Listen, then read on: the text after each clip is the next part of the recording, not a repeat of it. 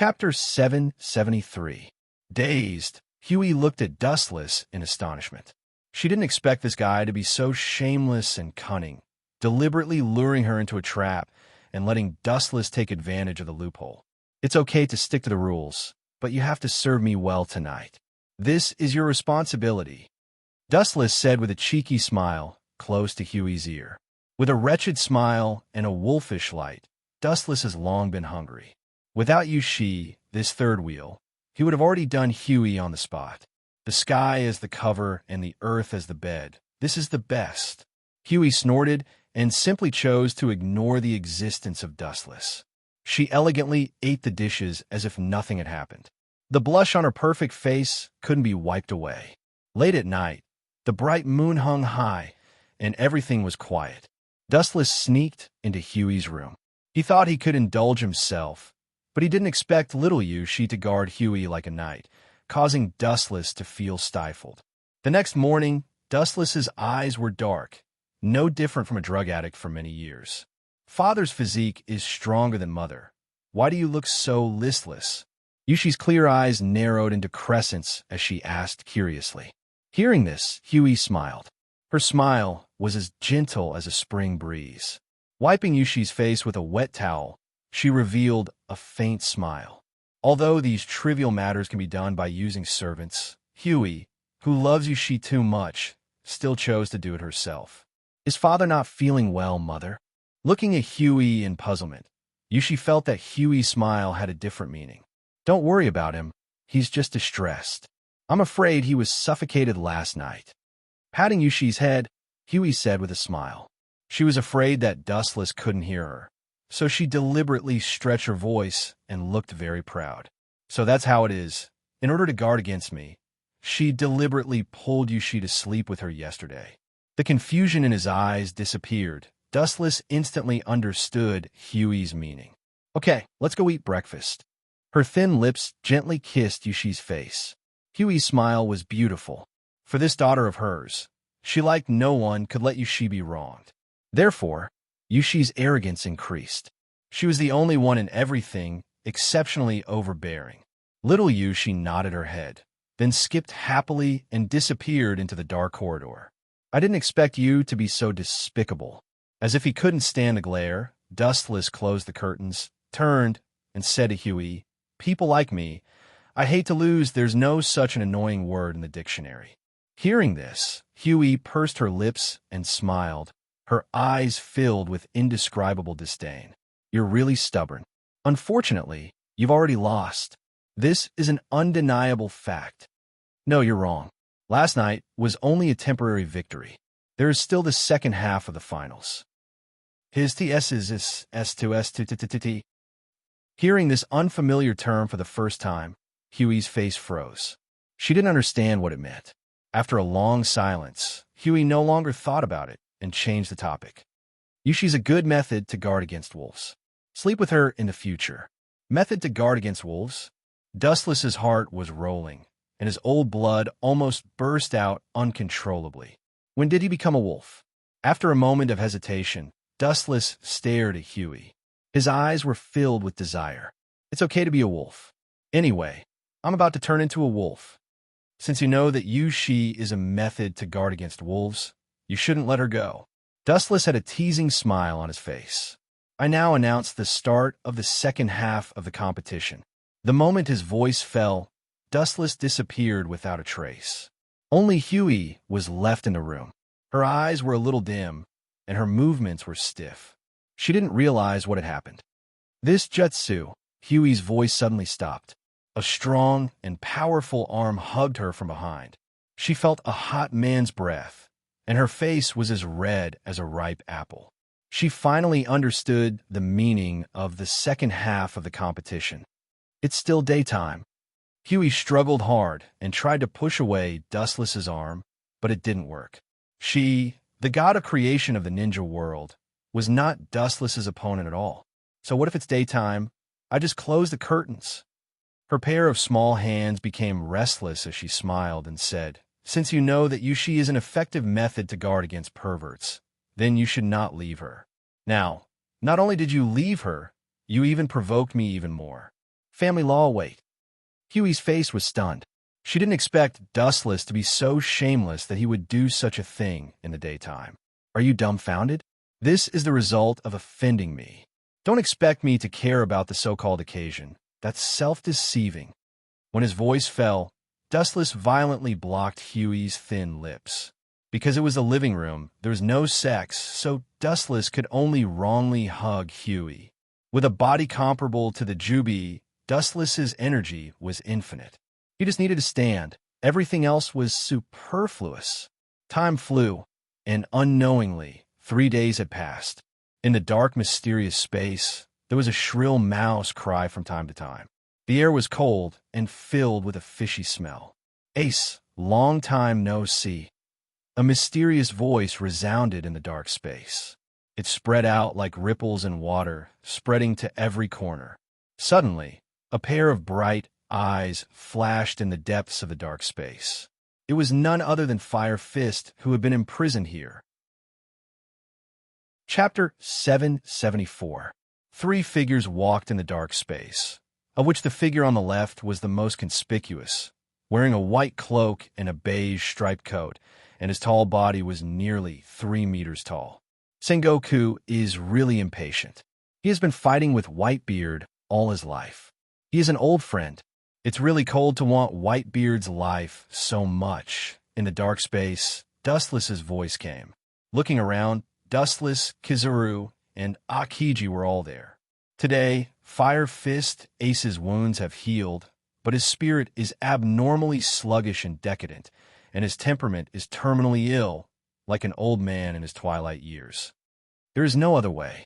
Whitebeard's blood must end the last era. They have become a thing of the past.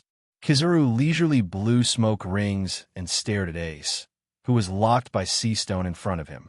His old eyes flashed with pity as the entire Whitebeard pirates may die because of him. It's surprisingly low. Several people walked to the side of the prison cell, and Akiji looked down at Ace, sitting on the ground. At this moment, his head drooped and he was listless. His inner soul was deprived, and he was just a walking corpse. If you knew this, why did you do it? Unfortunately, there is no regret medicine in this world, and it's useless to change. The remaining sympathy in his eyes turned into indifference, and Akiji opened the door of the cell himself. Dustless and others walked in front of Ace and looked at him with different expressions.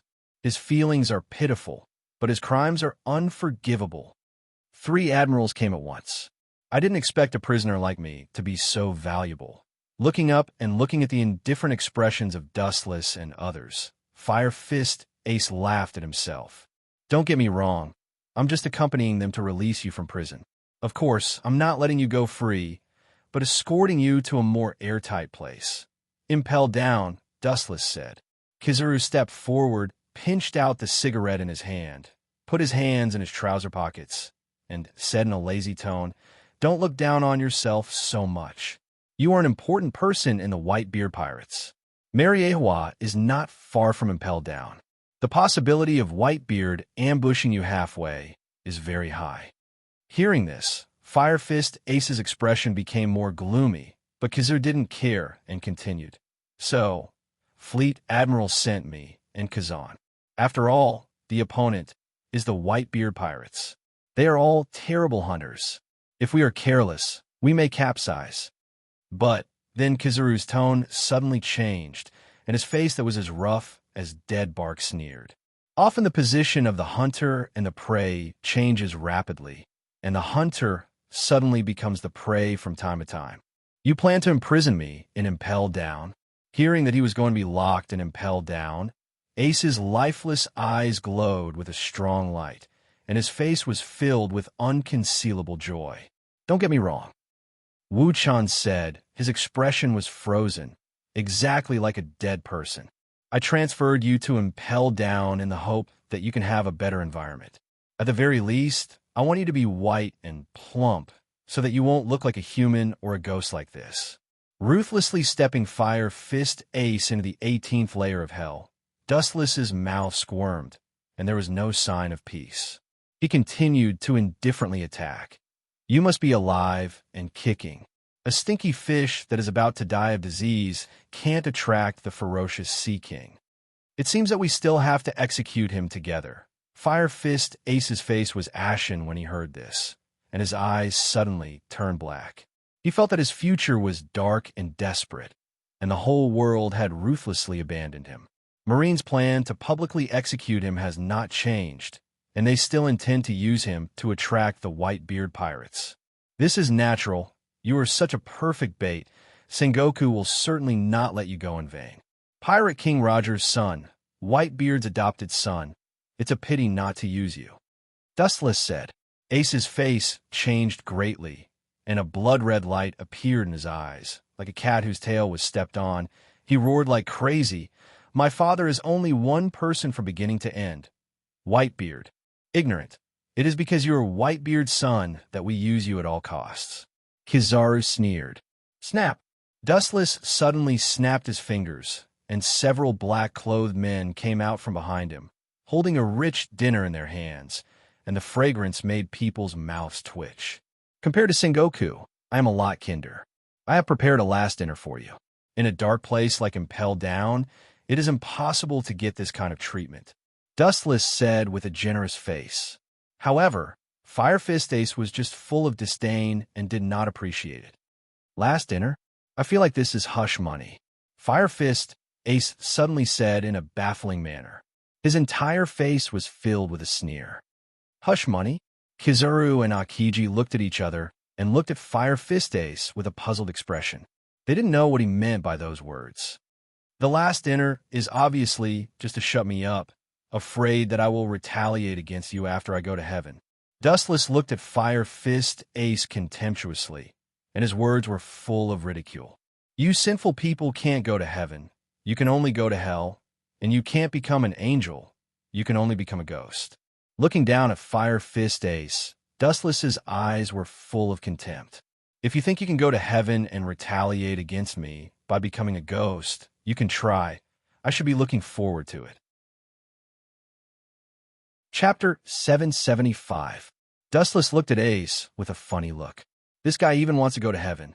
Especially listening to his tone, it seems that even in the world after death, he won't easily bypass the Marine. How naive are you, Fire Fist? Kizaru's lazy voice sounded. He always felt that Kizaru was mentally abnormal. Otherwise, it would be impossible for him to say such crazy words. The Whitebeard pirates are all sinful people. The stronger they are, the more blood debt they bear. If such a person can go to heaven, Kizaru feels that he can be an angel. Untie him, Akiji ordered silently. Fire Fist Ace was tied up with thick chains that were even thicker than a human's leg. Are you guys trying to use me to lure Dad? Ace said in despair, his eyes ashen. You've asked this question before. Frowning, Dustless always felt that Fire Fist Ace's words had a different meaning. But since you asked, seeing that you are about to step into the underworld, this is indeed a trap to attract the Whitebeard pirate. No, it's not just to attract Whitebeard. At this moment, Dustless's voice spread out, brushing every inch of the dark space. This public execution of the people who participated in saving you. I'm afraid that they will be affected. Dustless said with a cold smile. Ah. He wanted to see Ace's firm will to be defeated. Akiji looked at the two helplessly. The abilities of the Devil Fruit are not only surprisingly similar, but sometimes in terms of character, they also like to attack others. This is your last dinner. Enjoy it. Akiji's heart was as calm as water as he looked down at Fire Fist Ace. Although his experience was worthy of sympathy, he couldn't absolve Fire Fist Ace of his guilt. In the eyes of the Marine, pirates are not worthy of sympathy. Dustless's assistant placed the steaming hot plate in front of Fire Fist Ace, and then silently retreated.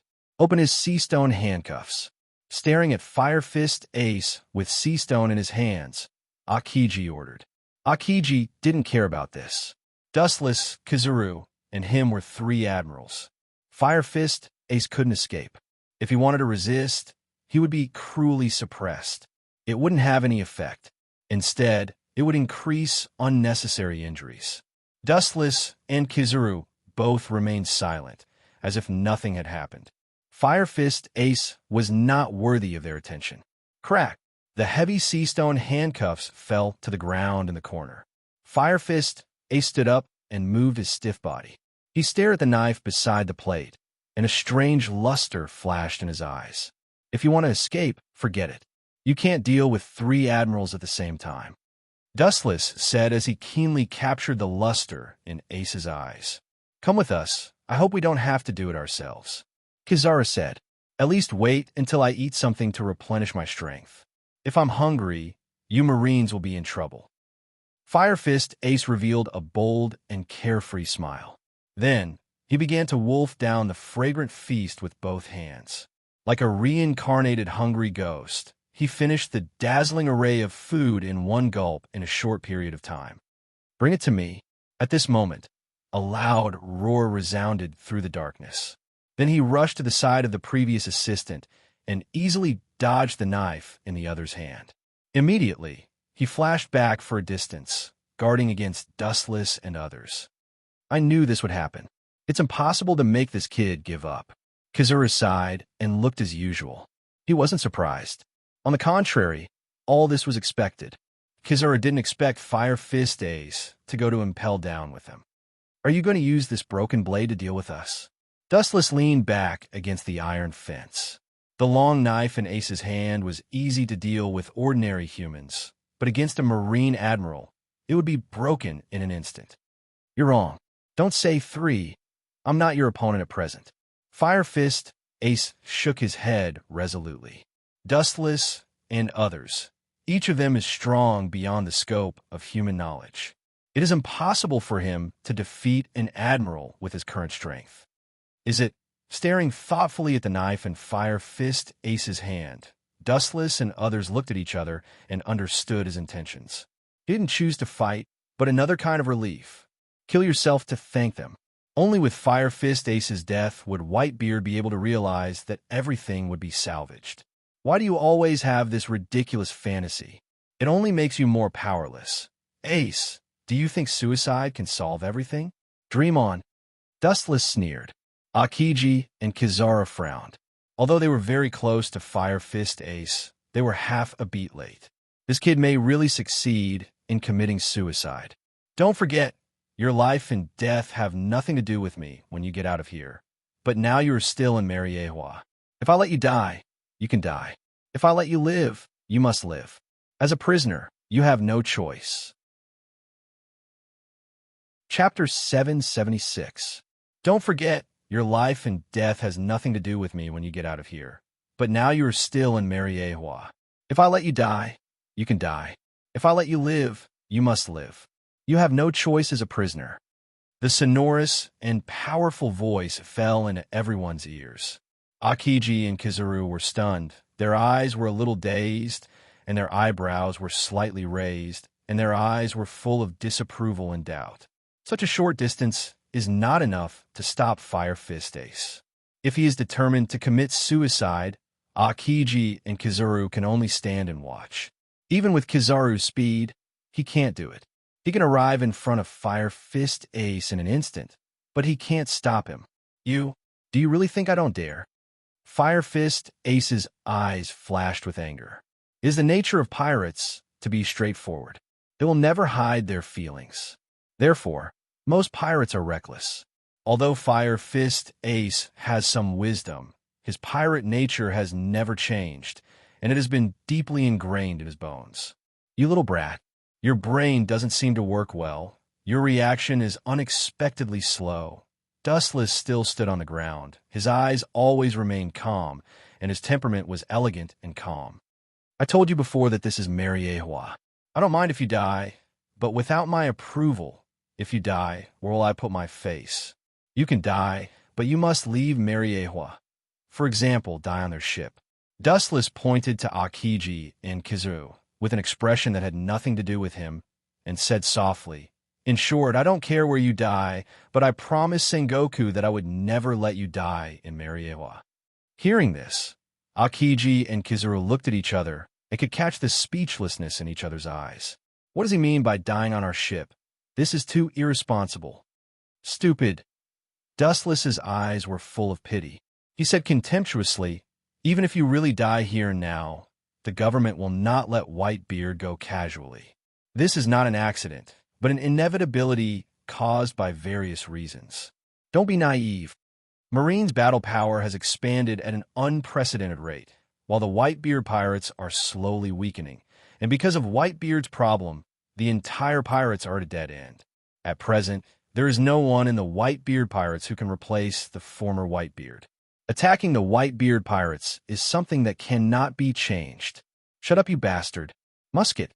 Flames shot out from his fingers like bullets fired from a machine gun. They engulfed Dustless in an instant, but did not harm his body. The current Fire Fist ace was abnormally strong in the eyes of the world, but in front of Dustless, this cheat, he was abnormally weak. Without even looking at Fire Fist ace, Dustless's body simply glowed, and he easily dodged the incoming bullets. Elemental transformation was completely immune to these ordinary physical attacks. "Are you angry?" "Yes, the Whitebeard pirates are about to die, and I can only watch." "No, it may even be the fuse that destroys the Whitebeard pirates. If it was me, I would hate myself for being incompetent," Dustless said with a look of understanding.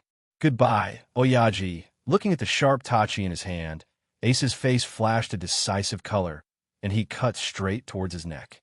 It looked like he wanted to separate his own body. His method was extremely bloody and violent. He was extremely bloodthirsty to the enemy, and even more ruthless to himself. He thought that he could completely disappear from life and death, but a sudden change occurred. "Idiot, I said that you can only die if I want you to." His pupils twisted rapidly, sending out amazing eye power fluctuations. Dustless disappeared for a while. In the dark space, his whole person disappeared out of thin air, as if he had never appeared, and peace was restored again. Fire Fist Ace suddenly opened his eyes and shot a strange light. Just now, it seemed that there was an inexplicable distortion that swallowed the tachi in his hand. Impossible? It's really gone. Looking at his empty right arm, Fire Fist Ace's face was filled with shock. A figure still descended from the sky. His dark black hair was messy, and his eyes had remained cold and indifferent from the beginning. There was no doubt that it was Dustless. Boom! Ka. Dustless's calf that contained a powerful force was close to Ace's right shoulder, and the unexpected huge force made Ace's expression change greatly. He wanted to struggle to avoid, but he was suppressed by the iron blood and was easily stepped into the ground by Dustless. The ground couldn't withstand this powerful force and burst open. "Are you awake now, Fire Fist?" Dustless looked down at the sluggish Fire Fist Ace and asked, as if he had done something insignificant. His voice was light and full of magnetism.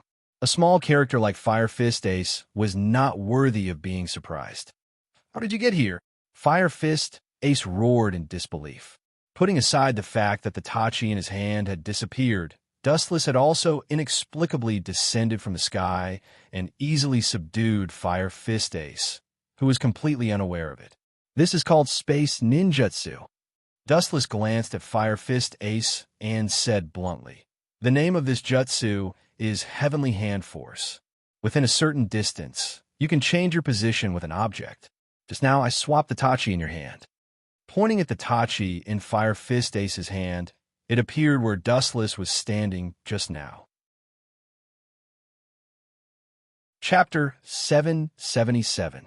The strangeness of ninjutsu is beyond imagination, including all things. Fire Fist Ace, including Kizaru and Akiji, looked at Dustless, who suddenly appeared with a stunned face. Coming and going without a trace, it is impossible to detect. The so-called observation haki does not work at all. I just used observation haki, but I didn't realize his existence. Akiji frowned slightly. After Dustless's body disappeared, he began to use observation haki to perceive the movements around him. But Dustless was like a ghost without a body, completely shielding the perception of observation haki. Space ninjutsu. Kizaru heard the words and immediately guessed the meaning of the words. Maybe it's the ability to move through space, and only in this way can he avoid the perception of observation haki. Akiji heard this and nodded. Only space movement can avoid the perception of observation haki. Apart from that, there are no other tricks known at present. Picking up the chain and the sea stone handcuffs on the ground again, Akiji found Fire Fist Ace again and looked at the decadent ace. His eyes flashed with indifference. Since you were so insensible, I can only put the chain on you again. After that, Akiji skillfully tied Fire Fist Ace and locked him up again like a dumpling, and his hands were once again put on the sea stone handcuffs. He hoped that this kid would be sensible. Who would have thought that he would not change his nature? The road was his own choice, and he had to pay the price for it. Fire Fist Ace looked at the chains all over his body, and his face was ashen, especially the sea stone handcuffs on his hands, which were as terrifying as a secret black hole in the universe, swallowing all his strength. Not to mention using the power of the devil fruit again, the strength of his whole body seemed to be swallowed up and annihilated, revealing the powerlessness deep into his bone marrow. Let's go. You two send Fire Fist to impel down. I can't leave, so I won't accompany you. Stretching out, Dustless had an expression of, I'm busy and have no time. Akiji and Kizuru looked at each other and could see the envy in each other's eyes. Dustless is the first Marine admiral in history. Almost any task is done casually, and whether to do it or not depends on his mood. On the shore of Mariehua Port, Dustless sent Akiji and Kizara here. Fire Fist Ace, whose body was bound by all kinds of iron chains, followed closely behind. His expression was dispirited and powerless, and his eyes were blank. He was full of uncertainty about the future. The blood flowing in his body had been sucked out, and he was as thin as a matchstick, leaving only skin and bones. However, people in their 20s were more like candles in the wind. Their entire bodies were filled with indescribable dispiritedness and listlessness. They had lost the motivation to live on, and they were no different from zombies.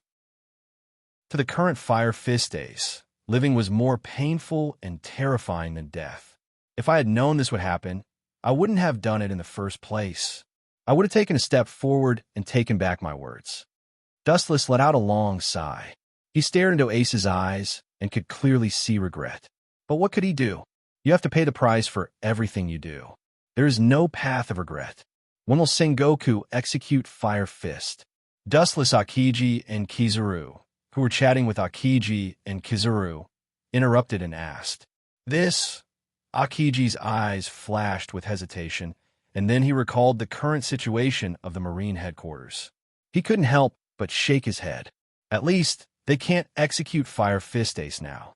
Everything is not ready yet, and it will take a lot of time to perfect the defense of the Marine headquarters. The other party is one of the Yonko for Emperor's Whitebeard, the strongest man in the world. Arrogance will only lead to self-destruction. Akiji's face was dignified, and Whitebeard has a lot of wings, and there must be a lot of pirates helping him in a new world. The place of execution is the location of the Marine headquarters, Marin. The underground defense mechanisms will be replaced during this period, and the residents of Marin will be evacuated. Kizuru took a puff of smoke, and his eyes were shining. This time the fleet admiral is going all out, and he intends to completely annihilate the Whitebeard pirates. Sengoku will definitely not let go of a dying tiger. It has been his dream for many years to annihilate the Whitebeard pirates. Dustless heard this and nodded without a trace. Judging from the current situation, it is indeed not suitable to execute Ace. Marines' preparation has not been fully done. Now Marines from all over the world have not been summoned, and Shichibukai are also on their own. Speaking of which, Blackbeard's whereabouts have been very strange recently. Akiji changed the thread of discussion and suddenly went straight down, with a little fear vaguely. Sengoku ordered Akiji to secretly observe Blackbeard's every move, and no sign of him could escape Akiji's eyes. Impel down? Dustless was stunned when he heard the words, and then he asked tentatively. Looking at Dustless in surprise, Akiji gently nodded and said, he is indeed paying attention to impel down. His purpose is unknown. Among the Shichibukai, only his whereabouts are the most strange. Dustless smiled mysteriously and then walked leisurely into Mariewa. Blackbeard, his strength is rising now, and his courage is also getting bigger and bigger. It seems that he can't wait to attack Impel Down. Dustless walked straight ahead with a sneer on the corner of his mouth. About 10 years ago, he had tamed Shilyu of the Rain. This time, he just let him lurk in the Blackbeard Pirates. Chapter 778. The ultimate purpose of Blackbeard Titch joining the 7 warlords of the sea is to participate in the War of the Best and find the right opportunity to seize Whitebeard's Tremor fruit ability. There is also an unknown purpose, to win over the fugitives in the deepest part of Impel Down as partners. There's no doubt that the prisoners in Impel Down are the strongest, and most of them are extremely hostile to the Marine. They are trustworthy, and it is understandable that Titch is envious of the prisoners in Impel Down. Troubled times. I thought I could be as idle as an admiral, but I didn't expect him to be even busier. Damn God, it's really unfair. Roy South must be God's illegitimate child. Staring at the gradually disappearing back of Dustless, Akiji complained discontentedly. His personality was lazy to begin with. Recently, he was so busy that he was swamped with work. Compared to Wu Chun, this kind of leisurely general, it was not an ordinary kind of hardship. It is very likely that all the good things in the world fall on him. Kizaru threw away the cigarette in his hand and nodded. The two had a chat, and immediately the battleship drew a huge ripple on the surface of the water and began its journey to Impel Down. There are a large number of Marine battleships around, and some of them are powerful vice admirals. Fire Fist Ace is not an ordinary person. It will take a few days on the way, and the possibility of encountering an ambush by the Whitebeard pirates is very high. After sending Fire Fist Ace away, Dustless returned to his villa. Before his but was warm, the den mushy that Dustless and Caesar often contact rang. This guy's never looking for me, for a good thing. Dustless took the den mushy. Caesar looking for him has always been a bad thing. There is a problem with the construction process of Pluton. Before Dustless could ask, Caesar's anxious voice sounded, and his tone was mixed with resentment. There's a huge contrast between the design before and after, and various data is not right, and a lot of information is missing. Dustless raised his eyebrows slightly, and his eyes flashed with doubt. The design originates from Doflamingo. If there's anything you don't understand, ask him. Dustless couldn't help but want to slap himself. Doflamingo definitely couldn't understand the design of the Pluto King. Otherwise, he could have built it himself. Doflamingo? He doesn't know shit. At the mention of Doflamingo, Caesar's tone was full of disdain and disdain. He roared angrily. I asked him, but that kid obviously evaded the question. He actually dared to say that my level is not high enough and that I can't understand the intricacies of the Netherworld King. That bastard. For an hour, Caesar was cursing Doflamingo. Because of Dustless' protection, he was not afraid of Doflamingo, so he was merciless with his words. A poisonous mouth scolding was particularly refreshing. Even Wu Chun was stupefied when he heard it. Enough. Tell me what the real reason is. Wu Chun said impatiently. His voice was extremely majestic and could not be provoked. Caesar's cold sweat was falling uncontrollably like raindrops on the other side of the den mushy. The squirming corners of his mouth stopped, and the mouth that was about to curse Doflamingo stopped. After many years, Caesar also figured out Dustless's character. If someone recklessly angered him, their end would definitely be miserable. He can be abandoned by anyone, but he can't be abandoned by Dustless. This specific situation, hesitation flashed through Caesar's mind, and he immediately remembered the data that was getting more and more strange recently. Caesar said in a deep voice, Doflamingo's Pluto design blueprint, to a certain extent, is more like half of it. It's only a part of the data. Caesar's face was pale as he told the truth. At the end of his words, a gloomy blue vein appeared on his forehead. As a scientist, Caesar advocates the pursuit of truth, and the most taboo is to be deceived by others. That kid must have done it on purpose. He must know the truth. Caesar said fiercely. Dustless was silent for a long time. He didn't care about the truth. He was more concerned about the final result. He calmly asked, "If the other part of the design is found, when can it be completed?" "At most 2 or 3 years. The key is that there is no perfect design." Caesar sighed helplessly. "You don't have to worry about this. Just quietly build the ship for me. Maybe in the next 2 or 3 years, the Pluto King will come in handy." With a cold look on his face, Dustless hung up the din mushy. He gently closed his eyes. At first, he also felt that there was a problem with the Pluto design blueprint. After all, this kind of top-secret design blueprint couldn't be casually revealed to the world. It also didn't make sense for it to appear in Doflamingo's hands. Although he finally gave the design blueprint to Dustless and became Dustless's subordinate, Doflamingo's ambition had never changed. A person abandoned by the celestial dragons has guts. "I'll kill him after I squeeze out all his value," Dustless murmured after thinking for a while. Doflamingo is now a loyal dog, and his efficiency is surprisingly high. It's a pity to kill him, but it's not too late to kill him when he has no more value. Since that Pluto King's design is only a part of the data, then the remaining part should be in the hands of Frankie. Thinking of the Pluto King's design hidden in Frankie's body, Dustless's mouth curved into a cold smile. He picked up the other din mushy and began to communicate with Robin. The pavilion closest to the water enjoys the moonlight first. According to Robin's ability, it would be a piece of cake for him to snatch the design from the hands of those hotheads. Chapter 779. It's not that Dustless underestimated the IQ of the Straw Hat Pirates. Some of their behaviors are really not complimentary. Even if they can sometimes make the impossible possible, Dustless still thinks that they are stupid. As Akiji said, being aggressive is a good thing and worthy of praise, but simple hot-bloodedness can never make up for the huge gap between strength. If it wasn't for Dustless, the Straw Hat Pirates might have died a long time ago.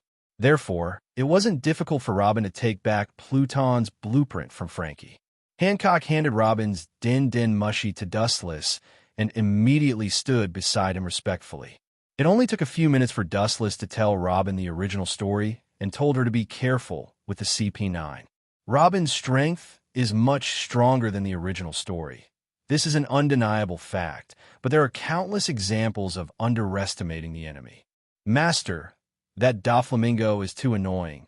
We should send someone to kill him." After hanging up the din mushy, Hancock complained. Hearing the conversation between Dustless and the din mushy, she couldn't wait to grow wings and step on Doflamingo. In the beginning, she took in Doflamingo because of the design of Pluto, but now it was only half of it. Hancock suddenly felt that Doflamingo was very annoying. Using despicable to describe Doflamingo is an insult to the word shameless. Dustless saw this and just smiled and shook his head slowly, denying Hancock's idea. He smiled softly and said, "In my original hometown, there's a saying that haste makes waste.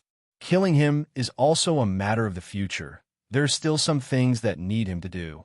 But after following me for so many years, Doflamingo seems to be a lot more confident."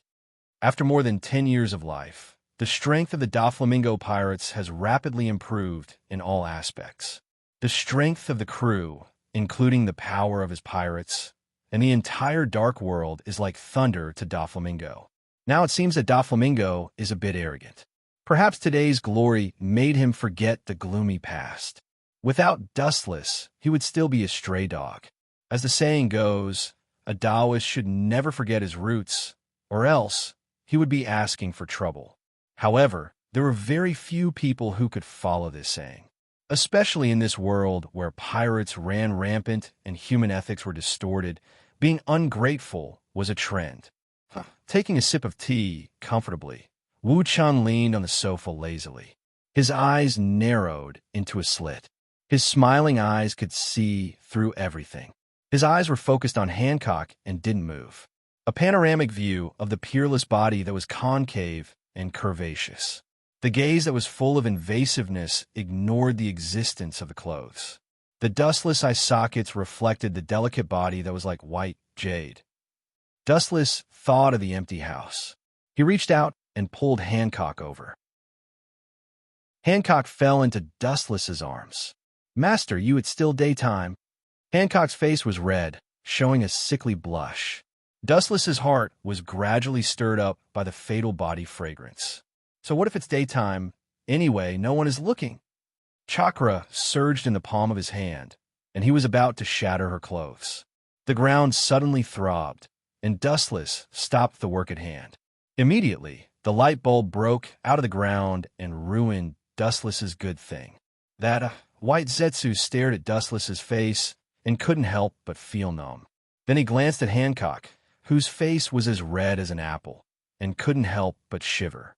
He suddenly understood that he was the one who ruined Dustless's good thing. Or I'll come back later." Shrinking his neck, White Zetsu whispered. Dustless waved his hand and stared at White Zetsu angrily. He said impatiently, "Give me a suitable reason, or you don't have to appear in front of me in this life." White Zetsu's mouth kept twitching, and he cursed his bad luck. He immediately said, "The brand new Rumble fruit that was born after killing Enel has been found." After that, White Zetsu put the sealed iron box in his hand in front of Dustless. "So fast," Dustless said with surprise. The anger in his eyes disappeared, and Dustless observed the iron box in front of him with interest. His hand overflowed with blazing heat, and the iron box melted in the blink of an eye, revealing the golden, mysterious fruit. It was like a shining gold, and the first impression it gave was quite sacred. The strange apple-shaped devil fruit came into view in an instant. It was covered with lightning-like irregular marks. At first glance, it looked extremely extraordinary. The whole room seemed to be filled with lightning, and the skin tingling could be clearly felt. Kamui. A vortex splashed in the void, gradually enlarging, and a powerful suction force shot out of it. The rumble fruit on the crystal table was sucked into the different space by Dustless. As for the candidate for rumble fruit, Dustless bowed his head and secretly pondered about the suitable candidate. Tsunade and Kagaya ate tremor fruit and light fruit respectively. Both of these fruits were obtained from the system's lottery. Now, there is no suitable candidate for rumble fruit. The first ideal candidate is Otsutsuki Haruo, but she doesn't seem to be interested in devil fruit, and the other women are the same. After hearing Kagaya and Tsunade say that devil fruit tastes disgusting, all of them were afraid to avoid it. Dustless was in a dilemma. He worked hard to get the devil fruit, but those women avoided it as if they were avoiding evil stars. Chapter 780. The rumble fruit could make the whole world go crazy, but those shallow women were indifferent and even despised it. Dustless couldn't help but feel dumbfounded. After thinking about it, Dustless didn't force them anymore. After eating the rumble fruit, their bodies will turn into lightning, which is equivalent to having a well-known weakness. Devil fruit users are afraid of seawater and sea stone. In short, there are gains and losses, and Dustless didn't mind it. There's also some unexpected news. Baiju looked at Dustless's eyes and said unnaturally.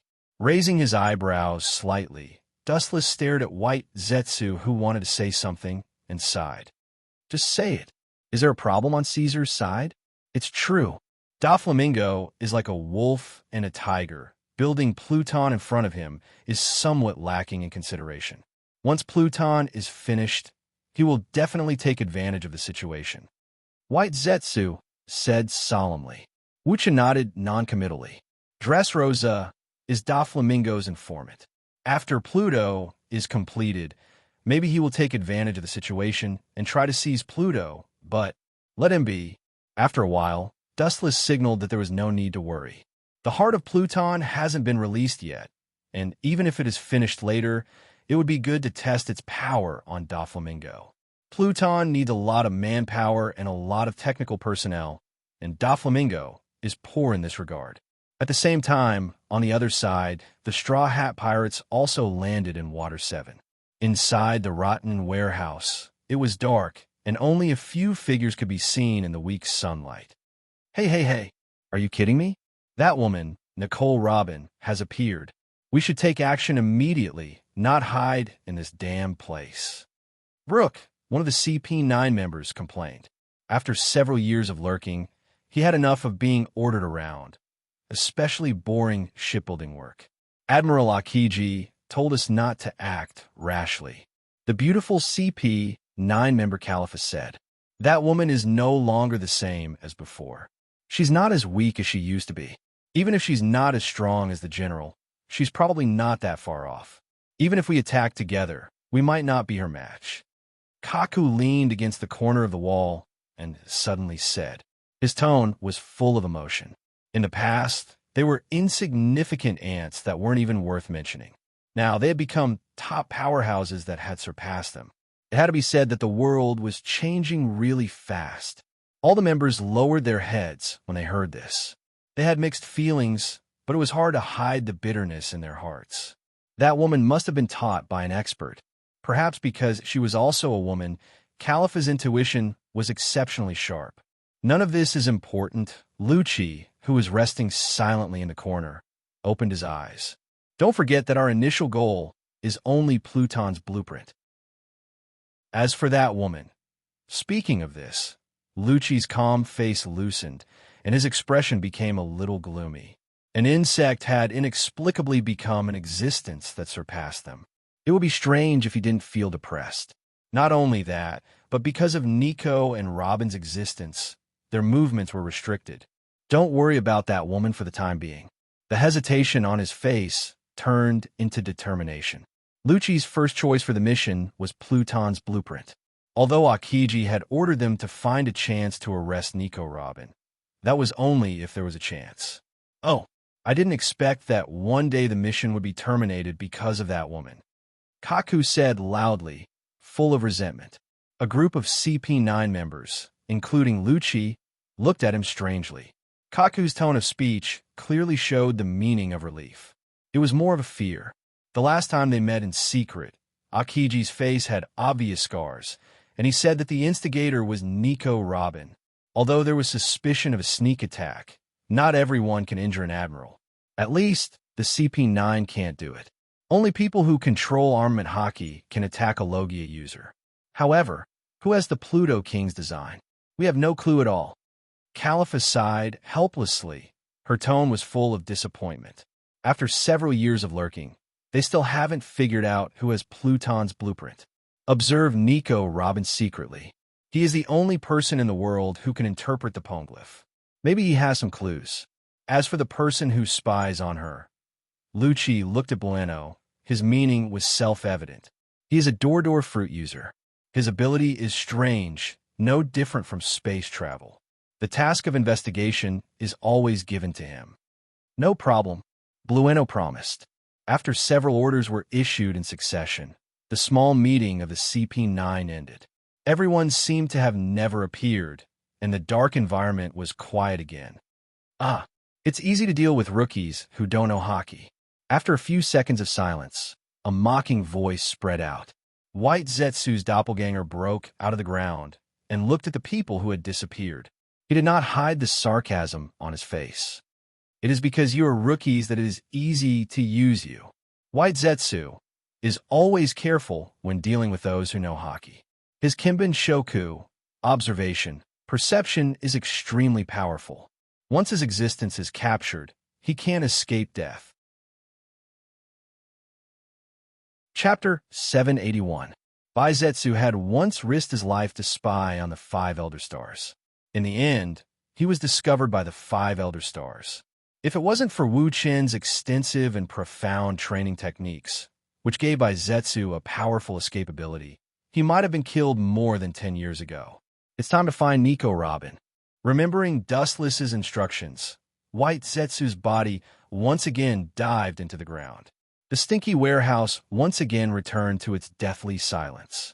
The only thing that remained was the incessant screeching of the rats, which filled the depressing, abandoned warehouse with an oppressive atmosphere. Time flew by, and 3 days passed in a blink of an eye. Capable people do more work. Bueno, who was lurking in the dark, stared at several figures in front of him and sighed. It was the Straw Hat Pirates and of course his eyes were focused on Nico Robin. Seeing the straw hats gathered together, Blueno's eyes flashed with deep disappointment. Just as he was about to retreat, Robin unexpectedly walked away alone. Blueno frowned tightly, and a flash of doubt flashed through his eyes. He remembered Lucci's instructions and followed her. Strange. She's a newcomer. What is she doing in this place? About half an hour later, Blueno followed Robin and came to a strange open place. It was deserted, and it was a plain area. There was no place to hide. Blueno could only use his door fruit ability to open a big hole in the air and carefully observe Robin's every move. He was inexplicably happy. Robin came to such a strange place. Obviously, she was meeting with a mysterious person. Ka. The ground throbbed, and White Zetsu broke out of the ground and appeared beside Robin. Seeing this scene, Blueno suddenly smiled. He thought that it would be another difficult lurking, but he didn't expect the opportunity to come so quickly. He opened his ears and listened to the conversation between the two. Soon, a guy named Frankie entered his ears. The dark depths of the prison were like hell on earth, and there was only despair here. Under the reflection of the dirty light, a shadow could be seen on the ground. This person had delicate features and was about 18 or 19 years old. His deep black eyes were wrinkled and bright, and his hair was messy like grass. Shiryu, long time no see. You're still the same. Dustless's lips curled into a faint smile as he looked down at the bound figure in the darkness. It was as if he was meeting an old acquaintance. Clang, clang, clang. The rumbling sound of the iron chains rolling rang out. The big man who was bound by the iron chains opened his eyes, revealing a biting, cold gaze. He had a cigar in his mouth, and his eyes flashed with a strange light. His appearance is actually the same as it was more than 10 years ago. What monster? Shiryu of the Rain's pupils dilated. He tried his best to conceal his shocked tone as he said in disbelief. Soon after, his expression turned ice-cold. His tone was filled with hostility and killing intent as he sneered. Watch your tone. I'm not familiar with you. I can go back on my word at any time. Dustless smiled when he heard this, treating Shiryu of the Rain's words as wind that went in one ear and out the other. The distance between Mariowa and Impel Down is not far. Especially the speed of the ship is extremely slow compared with the speed of Dustless's flight, so Akiji and Kizaru wasted time on the road. Blackbeard will soon pull you in. You're responsible for reporting his every move to me. His eyes were like torches staring at Shiryu of the Rain, leaning against the corner of the wall, and his serious tone was irresistible. Hearing the absolute oppression in Dustless's tone and the unquestionable tone, Shiryu of the Rain's expression became colder, and his face exuded a piercing frost. What if I say no? Looking into Dustless's eyes, Shiryu of the Rain refused to back down. No, those who dare to refuse my conditions, those who can live, are also useful people. If you refuse me, you will be different from those who are alive, and you will die. Dustless's mouth exhaled cold air, and his killing intent was awe-inspiring. Immediately, his body became strangely transparent. Ignoring the existence of the iron bars of the prison, he walked leisurely close to Shiryu of the Rain, looking down at him with a ferocious look. This is not a threat, but an order. If you disobey me, you will die. His body erupted with a sharply oppressive aura, and the whole person was not angry, and his eyes did not have human emotions, as calm as looking at insects. I have no problem joining the Blackbeard Pirates, but I have conditions. After thinking about it, Shiryu of the Rain chose to compromise, and it was better to go out than to stay in this ghost place. Conditions? As if he had heard the funniest joke in the world, Dustless's face was sneering. You can make conditions, but I will never agree. People who can talk to me about conditions are at least Yonko for Emperor's or Admiral level, and the other party is also Shichibukai.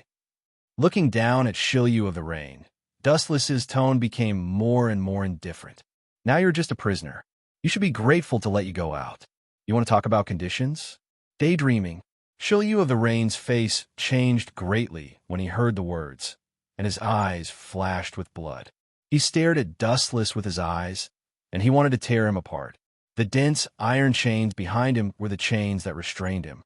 He could only look at Dustless, who was close at hand, and he was particularly weak and fragile. Chapter 782. In the final analysis, it was fine to talk about conditions, but he had to show his strength. Otherwise, there was no need to talk about anything. Especially Shilyu of the Rain was just a prisoner now. It was a miracle for him to condescend to look for him.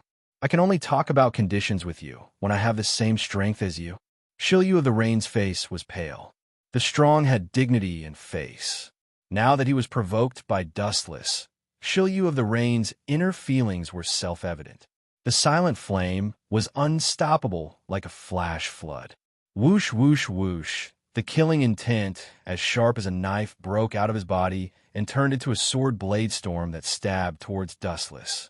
The hurricane that was completely condensed from killing intent would leave deep and dazzling cracks when it brushed the ground and walls. It could be imagined how terrible it would be when these strange hurricanes passed through the human body. Being badly mutilated was just the result of God's mercy. A little carelessness would result in death by 1,000 cuts and 1,000 cuts. Dustless's whole person seemed to be bound and imprisoned, standing in the same place without dodging. Cut your body into pieces, ha ha. Shilyu of the Rain laughed ferociously. His whole body was covered with a strange bloody light, and a strong murderous aura came head-on. It was as if he was in a pool of blood and was surrounded by boundless hell. You also know how to play this kind of trick to tease children. It seems that my previous understanding of you is too shallow. The materialized body suddenly turned into a virtual shadow.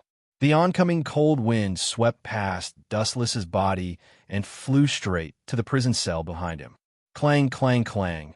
The hard fence left a shocking scratch mark. If it fell on a human body, it could easily cut off the body.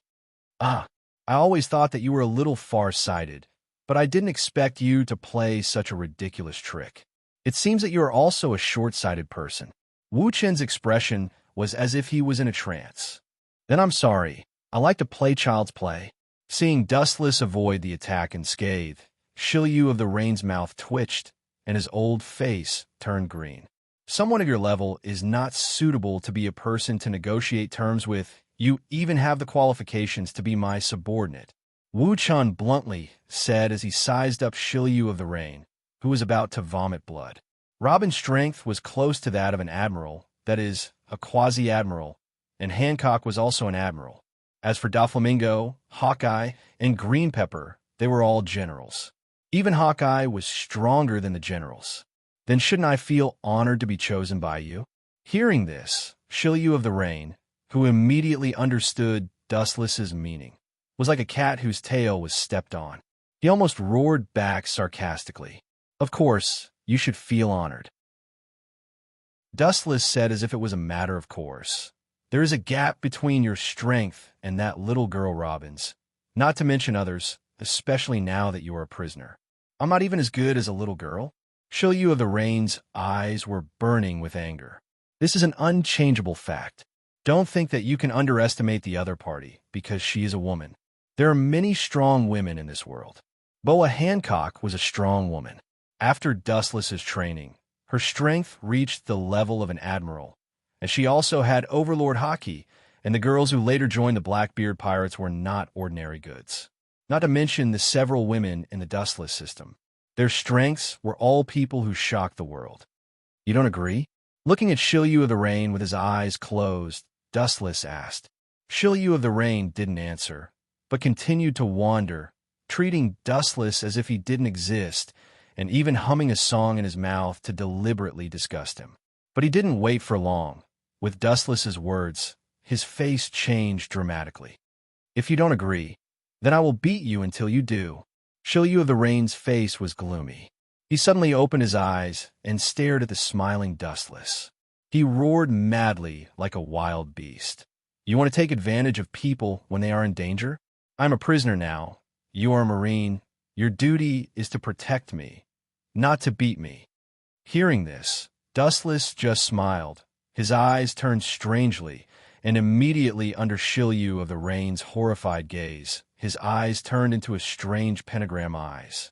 It is Dustless's eternal Mangekyo Sharingan. What an evil and gloomy feeling.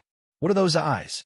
At the moment when Eternal Mangekyo Sharingan appeared, Shilyu of the Rain, who was being stared at, had a feeling of falling into an ice cave, and the world around him was dead and desperate, as if he had come to the underworld. Shaking his head, Shilyu of the Rain had goosebumps all over his body, and he couldn't help sweating. He knew that this was an illusion caused by those evil eyes. Look at my eyes. In fact, it's just a matter of time to deal with you. Well, if I don't let you see the gap between us, you will always resist. As Dustless's voice fell, the scarlet Sharingan surged with evil ripples, as if it could distort time and space, and the world in Shilyu of the Rain's eyes underwent a tremendous change.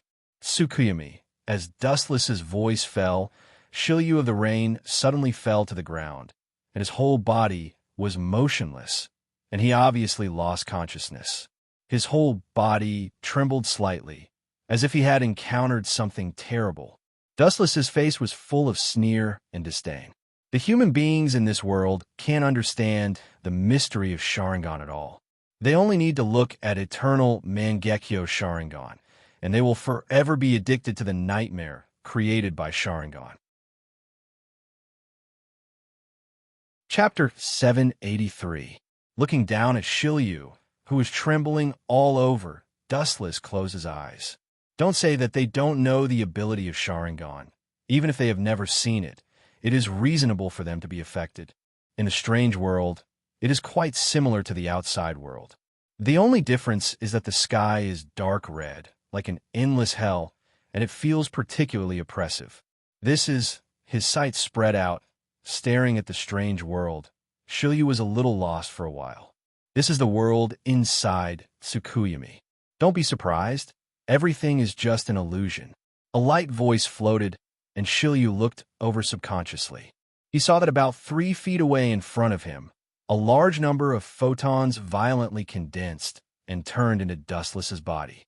In this world, I am God, and the destruction and existence of all things in the world are just my thoughts. Wu-chan looked directly at Shilyu of the Rain, who had not recovered from his shock, and said calmly, "Bring it on. Let me see how much progress you have made in the past 10 years. I deliberately kept your strength at the peak." When the voice fell, Dustless's finger gently pointed at the void, and his sword, the second-generation Ghost Blade, appeared in Shilyu's hand out of thin air. "Deliberately preserve my strength at the peak?" Shilyu of the Rain smiled disdainfully.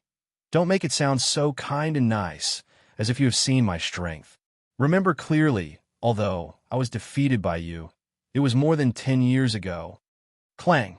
With the roar of steel, the second-generation Ghost Blade in Shilyu's hand cut through the void, and the demon light of the whole body shone brightly, and the second-generation Ghost Blade emitted a strange purple light. Ayo, ayo, ayo, ayo. The sharp roar in the surrounding space was like the screams of thousands of ghosts, which made people shudder. Even because the demon aura was too strong, Shilyu's whole body was covered with a purple coat condensed by high density. It was particularly creepy. "Eyesore, quickly disappear. As long as you die, this annoying world will disappear." The hideous and almost distorted ugly face across the bloody light. The second-generation ghost in the hand of Shilyu of the Rain raised the sword. The blood-red chop cut through the void and went straight to Dustless to devour. Ka ka ka. Because the power was too terrifying, the ground along the way exploded one after another. The second-generation Ghost Blade, what a strong demon aura, but it's just strong. Calmly staring at the chop, Dustless did not avoid it, raised his thin right hand, and the corner of his mouth opened slightly. Armament haki hardening. Does this bastard want to... Humph. Overconfident. I am not the same person from 10 years ago. Shilyu of the Rain gloomily roared. The rough hand holding the second-generation Ghost Blade was oozing sweat. How preposterous. Wu Chen's action was a blatant slap to his face. "Tear him apart from me." At the moment when the blood-red chop swallowed Dustless, Shilyu roared excitedly, his face full of morbid fanaticism, as if he had already seen the miserable scene of Dustless's flesh and blood. Tear me apart? Naive. Dustless's face remained unchanged. With a bang sound, the small black hand armed easily grabbed the galloping red light and stopped his advance.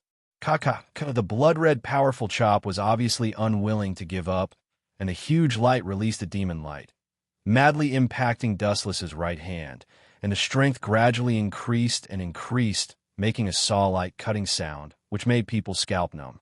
Dustless stood in the same place, without moving an inch, standing quietly, his expression indifferent, and the fierce chop caught by his right hand could not shake him at all. Is that all? What's the use of this funny attack? Your performance is really vulgar and clumsy, Shilyu.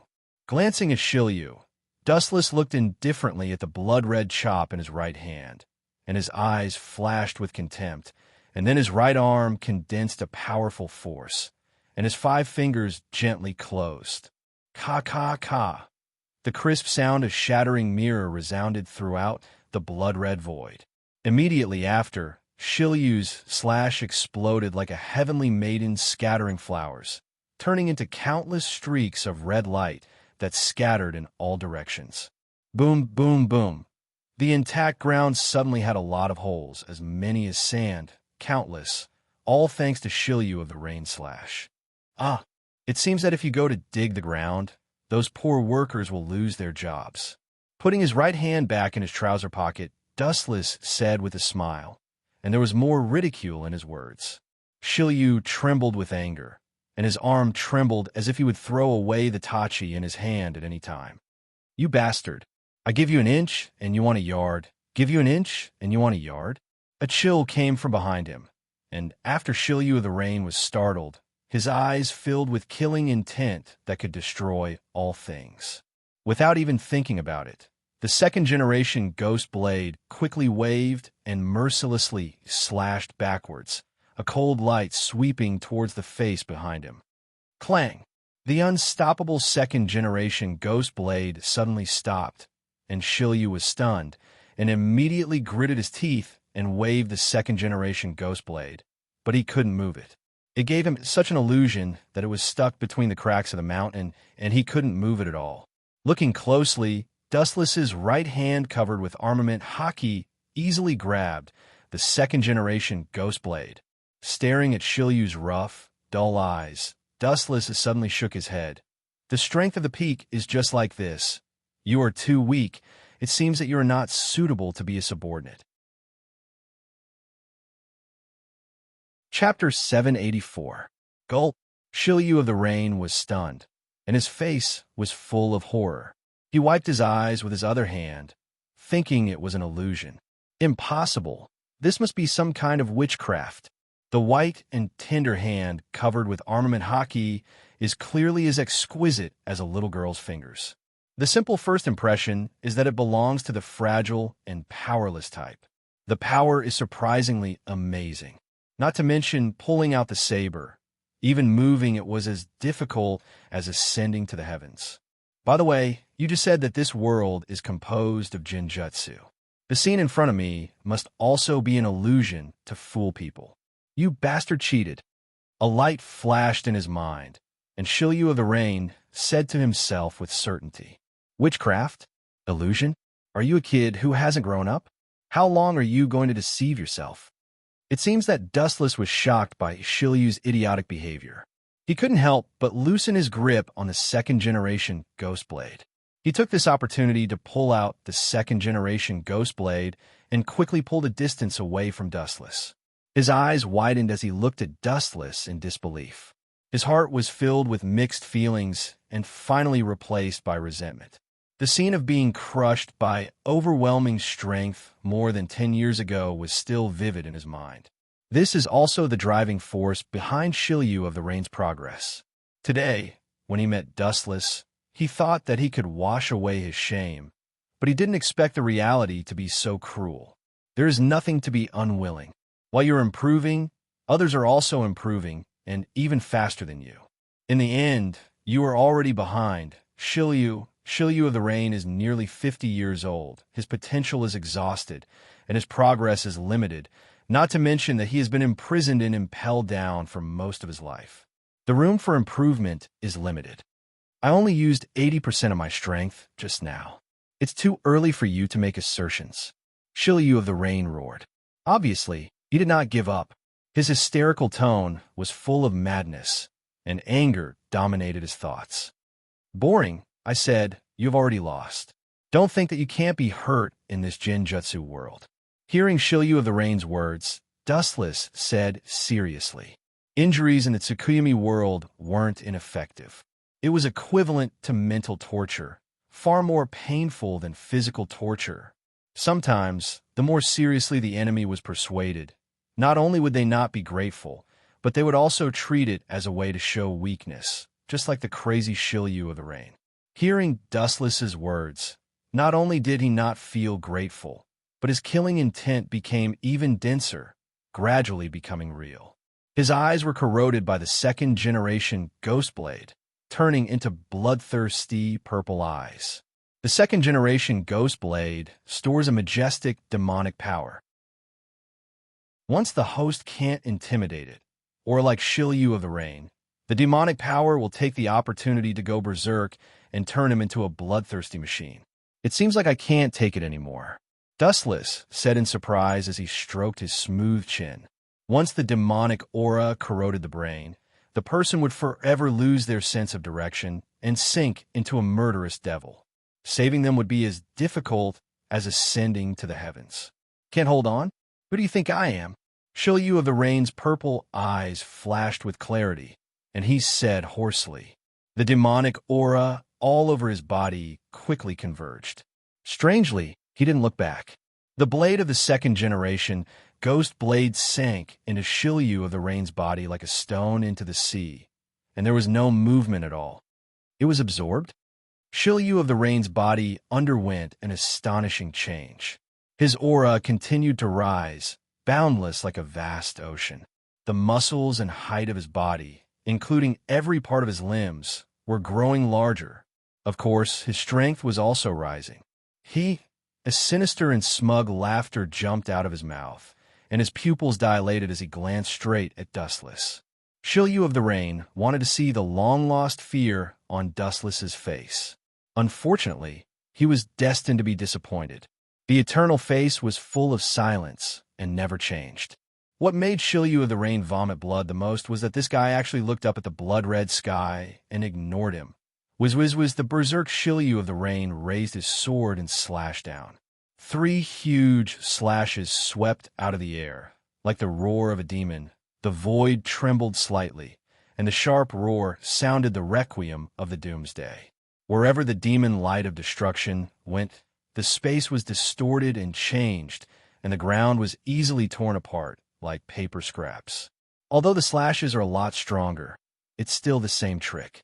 How can this simple and casual trick work? Disappointment flashed in Dustless's eyes. Like the trick just now, the power has become stronger, but the essence has not changed. If Shilyu wants to rely on pure physical damage to him, he is still far from it. Armament Haki hardening. His right arm was once again eroded by armament Haki, and Dustless chose to use the same trick. Boom! When the 3 slashes came ferociously and wanted to crush Dustless, his eyes shot a cold luster, and his small hand as thin as a willow branch also fell. Boom, boom, boom. Under Dustless's attack, the ferocious slashes burst in an instant and disappeared, and the scattered slashes turned into a blade storm that swallowed the surrounding.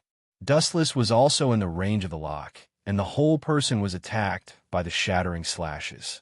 The blood penetrated the ground, and the smoke and dust were everywhere, and the clarity was less than 1 meter. Is it done? Rubbing his eyes, Shilyu of the Rain looked at him. His eyes solidified, and suddenly he found that Dustless was gone. Game over. Light speed kick. The light flickered behind him, enough to destroy the mountain.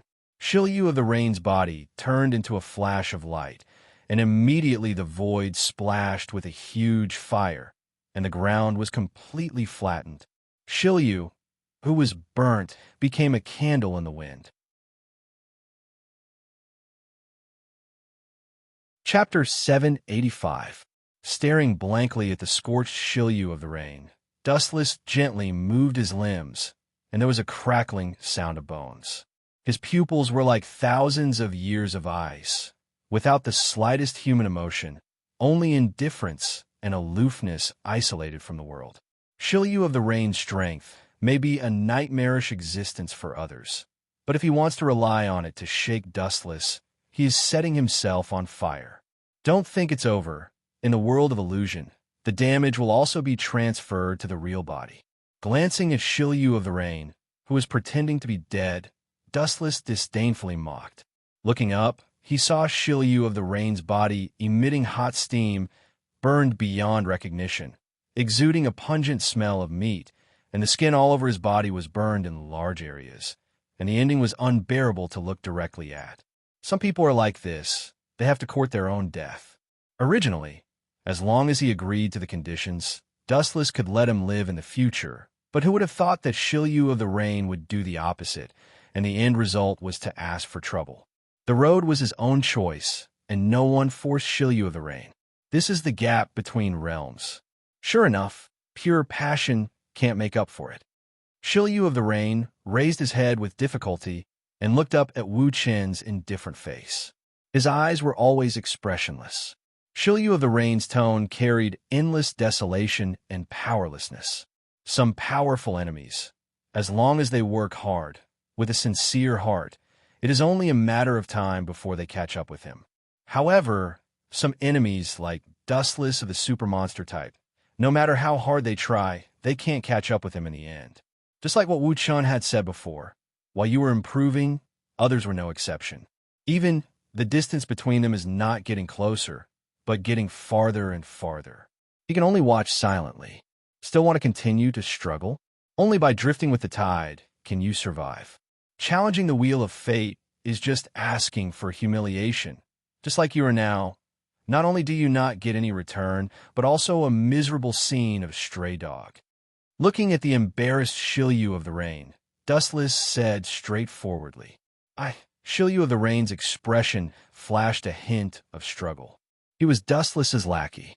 His arrogant heart could not accept it. He was also a famous swordsman. He could not swallow his anger if he was tamed without saying a word. After annihilating the Blackbeard pirates, I will set you free. Of course, if you're discovered by Blackbeard in advance and killed by him, you can only blame yourself for not being capable enough. Dustless shrugged. It had nothing to do with him. Strong people knew how to survive. On the other hand, if they couldn't survive, they could only be eliminated by history and swept into the garbage dump of the river of time. I promise you.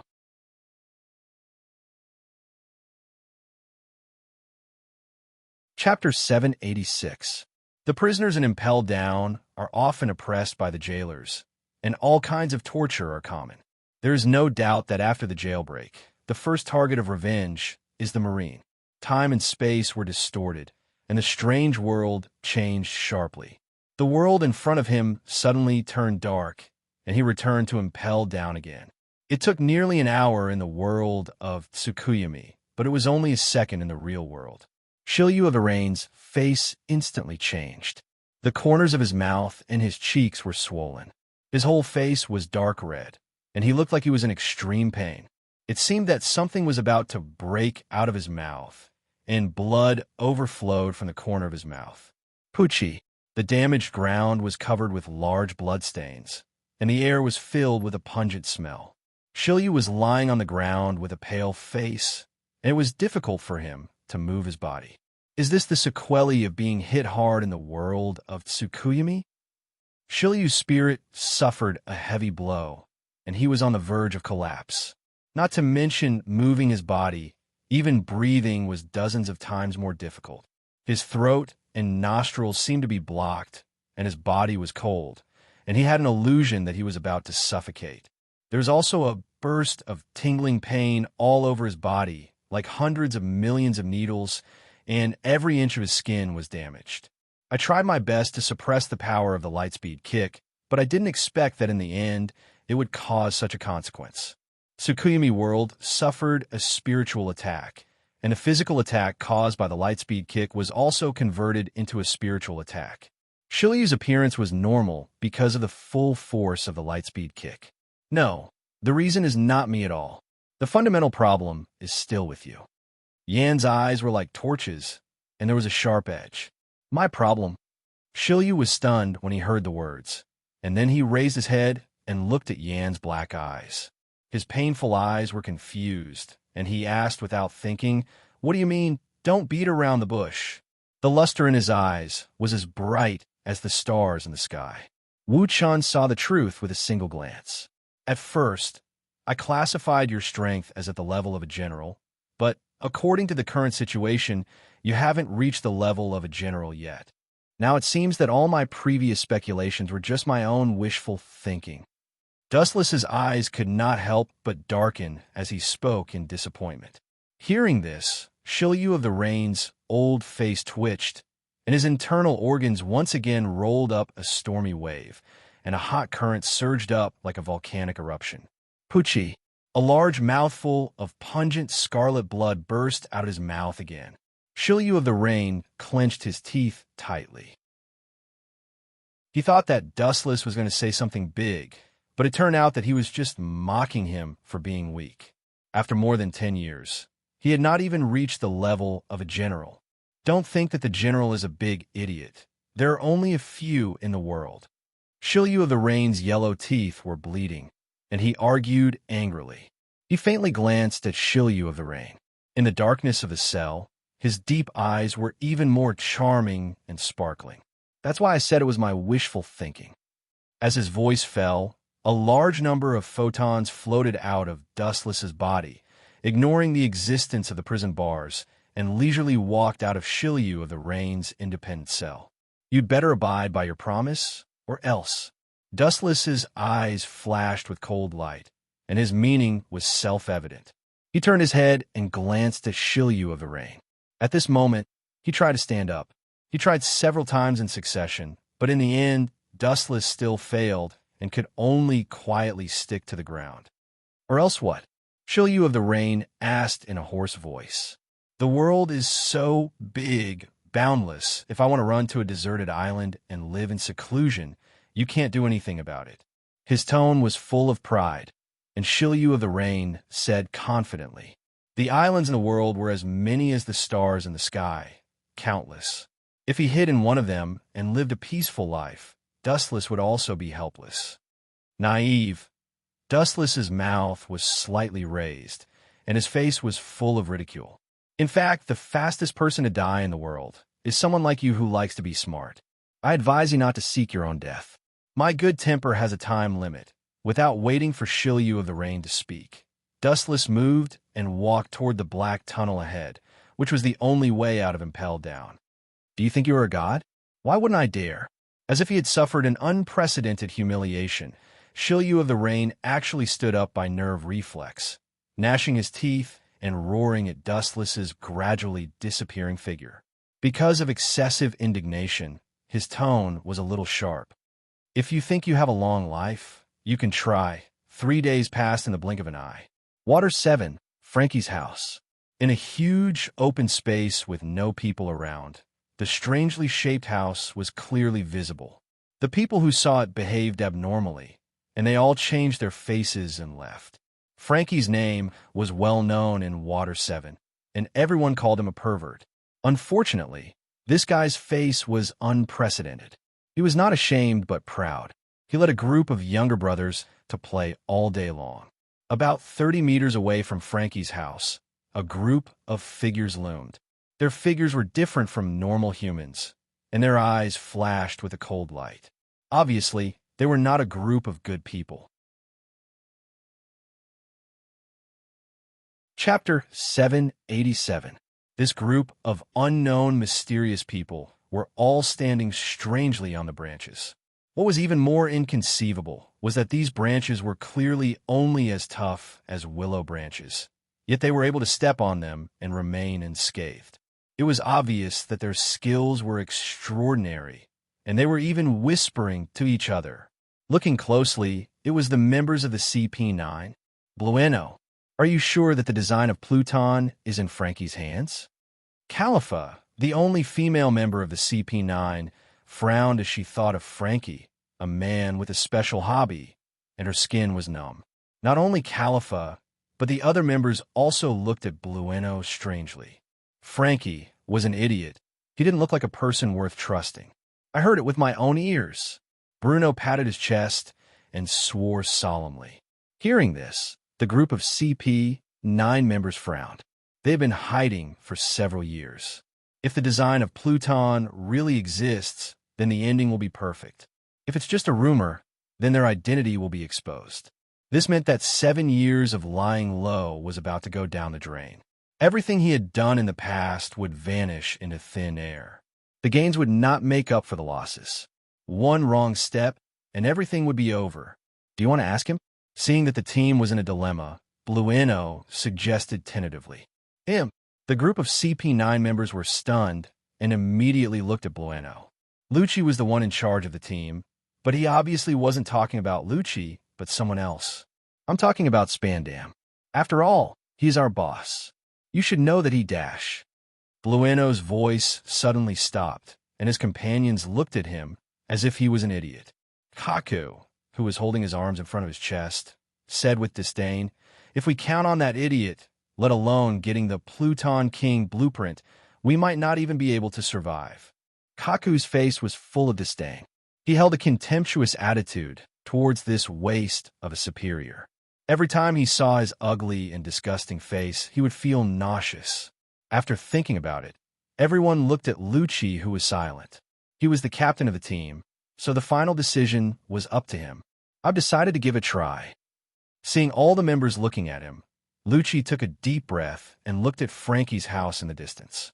His eyes shot out a bloody light. If we go down in fear, we won't get the design for the rest of our lives. And we seem to have been deceived by the original scene from the beginning. Lucci's eyes were shining as if he could see through everything, and the doubts of the past disappeared. Now that he looked back, everything that had happened in the past could be made sense. Don't be fooled by appearances. Lucci's face turned black as he thought of the possibility of being kept in the dark in recent years. Have you forgotten the relationship between Frankie, Iceberg, and the former shipbuilder Tom? The three of them used to have a close master-disciple relationship. They were like father and son. Iceberg, as the mayor, secretly gave Pluto's blueprint to Frankie, while Iceberg attracted the world government's attention. The CP9 members heard this and nodded. The relationship between Frankie, Iceberg, and Tom was indeed unclear. Although Iceberg and Frankie didn't seem to care about each other, they actually had a secret relationship. It's watertight. Sometimes it's because it's too perfect that it's full of flaws. Looking at Frankie's house in front of him, Lucci's eyes became even colder. He immediately jumped down from the branch and strode forward with his head held high. Everything is ready. Let's grab Frankie for the time being and then escort him to Eni's lobby. Lucci's eyes were shining, and his tone was irresistible. Kaku, Califa, and the others looked at each other and jumped down from the branches and followed Lucci's footsteps. They grew up together as CP9 members. For Lucci's orders, they will choose to obey both public and private orders. How about the Straw Hat Pirates? They have been playing with Iceberg recently. Califa suddenly interrupted. As Iceberg's secretary, any trace of him couldn't escape Califa's eyes. Those guys are from a marine. We are the CP9. We don't need to meddle in their business. Kaku frowned. Hearing this, Califa shook her head, her beautiful eyes flashing with ruthlessness. I mean, what if they meddle in other people's business? If Lucci's previous speculation is true, then it means that Frankie's relationship with Iceberg is still the same as before. In this way, Iceberg won't just watch Frankie get caught. Califa analyzed. If that really happens, we will annihilate the Straw Hat Pirates. Lucci clenched his fist and said decisively. He didn't have an indecisive personality. He was decisive and ruthless. At this moment, Frankie's house was a different scene. A strange group of people were having a party, laughing and singing, not realizing the approaching danger. As for Frankie himself, he was wearing underwear and was performing comically. He seemed to be immersed in his unique art. Because he was too focused, he even forgot himself. Chapter 788. The so-called Frankie's house, to some extent, was more like Frankie's personal ball. The lights were shining and the screams were incessant. The only disgusting thing was that they were all men. No wonder he was called a pervert. Boom, boom, boom. The ground suddenly trembled, and with a loud bang, the dazzling sunlight suddenly shone in. Everyone in the house of Frankie was stunned. They were used to being domineering on the island, and very few people dared to provoke them.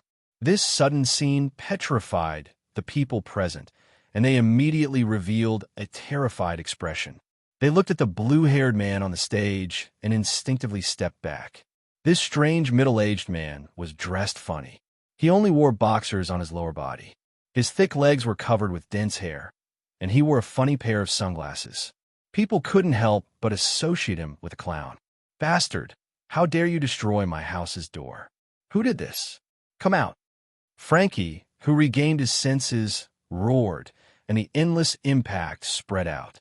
Those who were affected all felt a level 10 wind blowing over their body. They looked at Frankie with lingering fear. Their boss was angry. What are you doing? Can't you see clearly? No wonder you are a pervert. Of course, we are here to destroy your house. Undisguised mockery spread out and inevitably entered Frankie's ears. It ignited the fire in his heart. Frankie was already burning with anger, and his entire right arm was trembling as if it was going to break. There were visible cracks that could be seen with the naked eye. Era, what a good body. You can transform your body to this state with your own ability. It seems that your shipbuilding technology is far better than ours. But that's right, we are not shipbuilders. Several figures came into view from the door that had been destroyed by the chisel ship. It's you guys? Frankie restrained his anger and glared at them. You guys dare to destroy my house. But then again, you are all iceberg's workers. How can you suddenly become so strong? Frankie looked at them cautiously. He was keenly aware that something was wrong. Frankie, raising his eyelids, Lucci stepped forward and turned into a gust of wind. Whoosh, whoosh, whoosh. Frankie closed his eyes out of instinct as he felt a sharp gust of wind in front of him. A second later, he felt that the wind had calmed down, so he slowly opened his eyes. So fast. Just what did happen?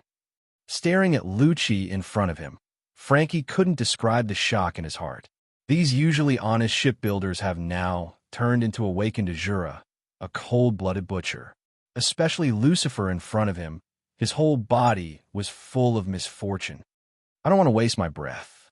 Hand over the design you've been keeping, and I'll spare your life. Lucci didn't even look at Frankie. He simply closed his eyes as if he was talking to the air, as if he didn't exist. Frankie was like an eyesore. Lucci felt dirty just by looking at him. What kind of attitude is this? Frankie's old face changed as he glared at him. Hearing this, Lucci's face wrinkled and squeezed together. His closed eyes immediately opened and narrowed into a line, emitting a dangerous and sinister light, asking for trouble. The moment his voice fell, Lucci's body turned into an afterimage and disappeared from Frankie's eyes. Are you kidding me? How can a mere human be so fast? Frankie's face was sluggish. He instinctively wiped his eyes and said in surprise, "Yes, they are also shipbuilders.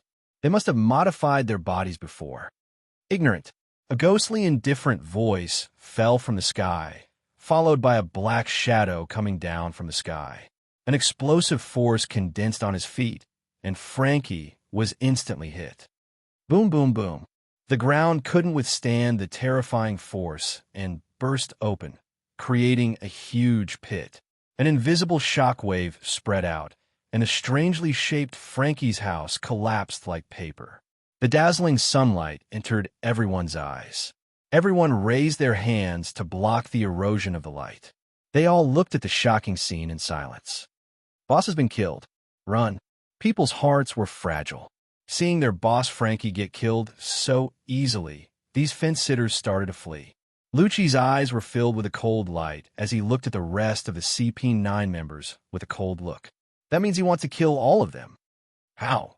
How can he be so strong? He's just a shipbuilder, Frankie said with a trembling voice. His whole body was almost scrapped. That casual kick easily injured him. I'll repeat it for the last time. Hand over the Pluto blueprint, Lucci said coldly as he looked down at Frankie. His face remained stoic. Pluton?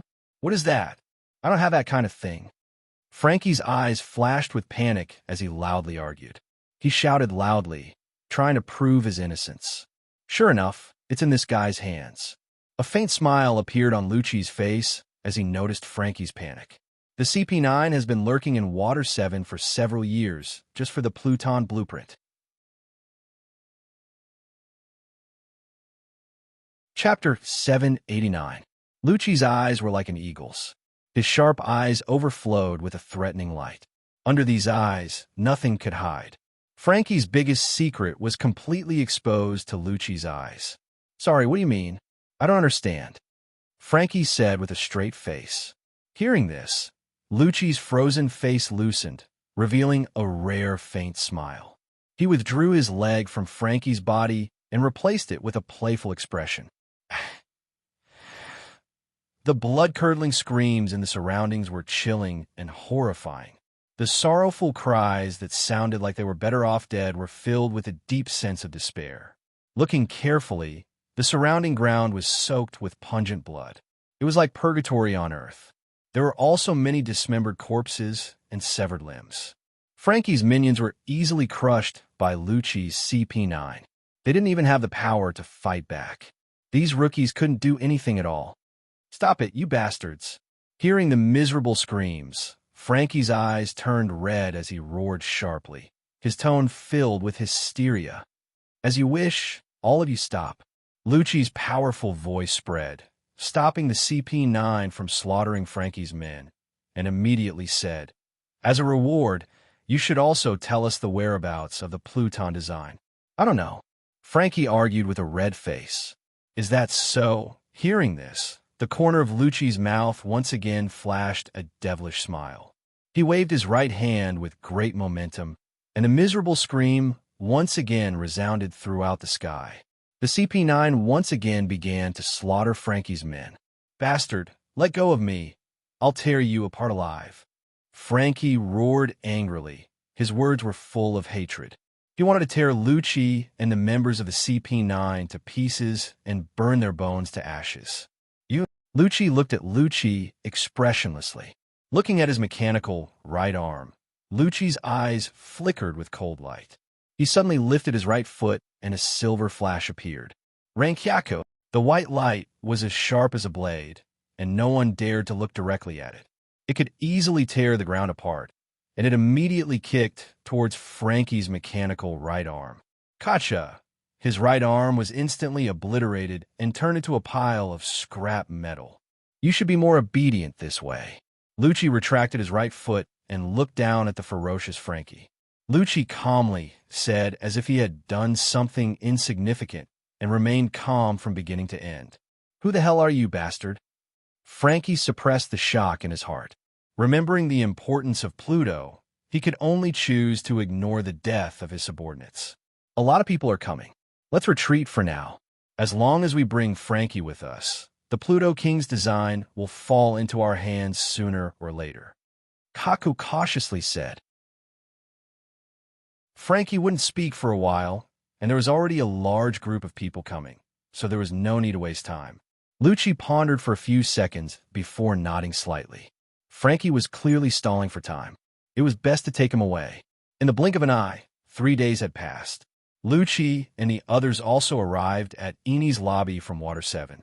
They thought they would be greeted by their boss, Spandam, but they didn't expect to be greeted by another nightmare. Ah, you are finally back. I've been waiting for 4 days. Dustless had a smile on his face as he waved at Lucci and the others. As for Spandam, he was standing next to Dustless. He was obviously the boss of the CP9, but in an instant, he became Dustless's foil. The faces of the CP9 members changed. Their faces were gloomy, but they could only smile awkwardly. Their ugly faces had a bright smile. It was enough to see how forced their smiles were. In the past, Mariewa and Dustless left an indelible impression on them. Invincible strength and an exaggerated identity that could shake the world with a stomp of his feet. Everything was enough for them to look up to. This guy is Frankie, right? Dustless asked as he stared at the steel freak with interest. Lucci and the others' faces stiffened.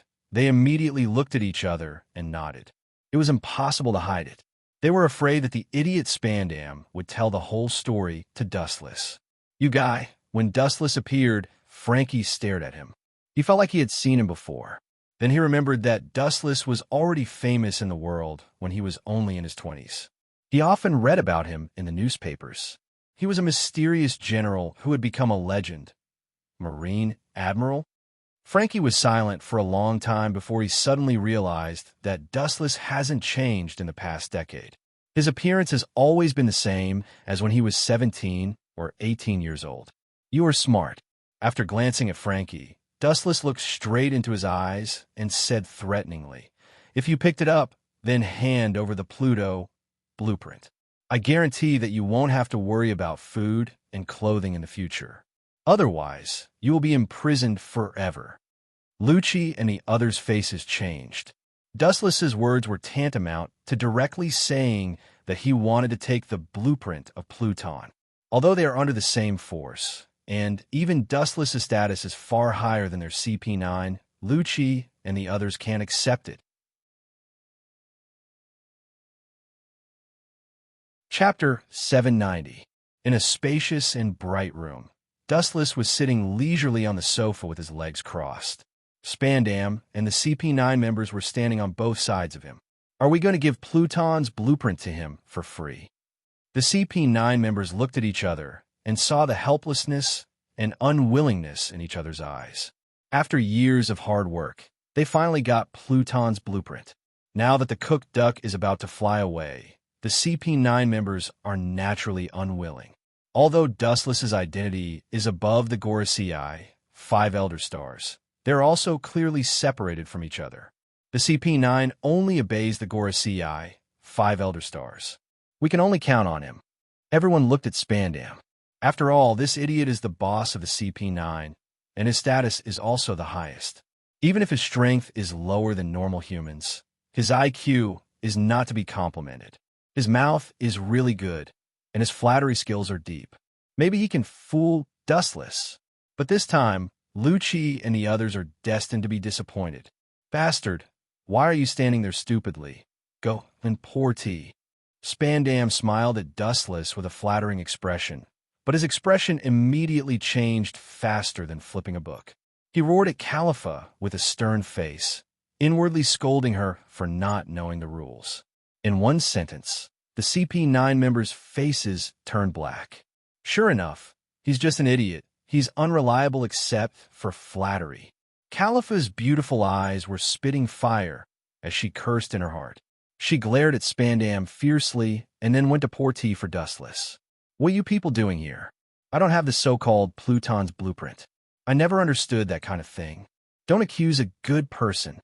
Frankie, who was tied with iron chains, screamed. At this moment, his right arm was scrapped, and the wound was full of damaged machinery. Developing your body didn't make your brain enough? You still don't realize what we are doing? What an idiot. Looks like the long period of development has dulled your brain. Spandam coldly stared at Frankie. Soon after, he walked in front of Frankie and looked down at him with the attitude of a victor. "Stop pretending. Hand over Pluto's design." Spandam, who was wearing a strange mask, threatened while waving the scimitar in his hand. Lucci and others did not hesitate to expose their identity as undercover agents to bring him back, which means that Pluton's blueprint is on him. There's no need to threaten him. It won't work on him. Dustless narrowed his eyes into slits. His eyes shone with a wise light. Frankie looked like a rough person, but in reality, he was very careful. Threats had no effect on him. At this moment, everyone's attention was focused on Frankie. Those who were attentive would notice that Dustless's eyes were faintly changing. Something is wrong. Frankie, did I remember it wrong? Wuchin's 3-tomo Sharingan rolled around as he noticed that Frankie's body was empty and frowned. If he remembered correctly, in the original work, Frankie hid the blueprint in his body. However, with his Sharingan's perverted insight, Dustless didn't notice the existence of Pluto's blueprint hidden in his body. Dustless closed his eyes and recalled what happened in the past few days. His eyes shone with a wise light. He already had a vague idea of what was going on. This matter was obviously unusual. Since it's not in Frankie's body, I'm afraid it's probably in their bodies. The corner of his eyes looked at Lucci and the others. In the past few days, the only people who came in contact with Frankie were Spandam and CP9. There was no doubt that it was taken by one of them. This is interesting. Dustless had a strange smile on his face as he muttered to himself. Although it was just an unfounded guess, the only people who came in contact with Frankie in the past few days were them. Pluto's blueprint must be related to these people. This drama is not bad. I can barely watch it. Ignoring the existence of Spandam, Dustless locked his eyes on Lucci. Although no one knew what happened in Water 7, and the CP9 killed almost everyone on the scene, White Zetsu, who was spying in the dark, recorded the details of the battle. Rob Lucci killed Frankie alone and destroyed half of his arm. This guy's the biggest suspect. Maybe Pluto's blueprint was already in Lucci's hands, but he happened to meet Dustless and chose not to talk about it. At the same time, Califa walked over elegantly with a fragrant hot tea. The little girl's tea is good. As the strongest person in Eni's lobby, he was naturally the first one to enjoy it, followed by Spandam, Lucci, and the others. The Marine attaches great importance to the division of ranks, and so does Eni's lobby. "Give me a cup too," Frankie said with a dry mouth. He had been tortured for the past few days, and his stomach started to growl in protest before he even had a chance to eat anything. "Oh yes, I don't want tea. It's better to have a cup of cola. Of course, not a mini one like yours. If possible, I want a big deluxe version." Hearing this, everyone's face turned gloomy. Even Dustless's calm mind couldn't help but tremble slightly. This bastard doesn't have any awareness of being a captive. Chapter 791. At the same time, on the other side, above the sea, a sharp roar pierced through the void, and an endless winding train galloped across the sea. The destination was the looming Eni's lobby, hidden in the clouds in front of them. "We're finally here, guys. Cheer up." Luffy stood on the front of the train, looking at the impelled down in the distance. His impassioned tone was full of confidence. Today, Luffy is no longer the immature boy he used to be. After several consecutive defeats, first Dustless, then Akiji, although his hot-blooded nature hasn't weakened, he is much more mature than before. That's Eni's lobby. Unbelievable. Usopp's face was sluggish. The distant Eni's lobby was hidden in the clouds, as if it was floating in the sky, and the visual conflict was particularly shocking. Isn't it a bit reckless for us to accept Iceberg's mission in a hurry? After all, we have only known each other for a few days. Usopp, who recovered, said with dissatisfaction. Ordinary enemies are nothing, but this time is different from the past. It's not a marine or a pirate. It's the world government's secret spy organization, CP9. Their strength is stronger than any enemy they have seen before. "Shut up, Usopp." Zoro's eyes were filled with a ferocious light that belonged to a beast, an array of sword intent that wanted to cut off the sea spread out. The sword at his waist made a burst of clear sound, and he was quite excited. "We are pirates, and it's common for us to fight against the world government." The Straw Hats nodded. "They will be invincible in the future, so it's good to test the enemy now." Iceberg, Sand treated us sincerely.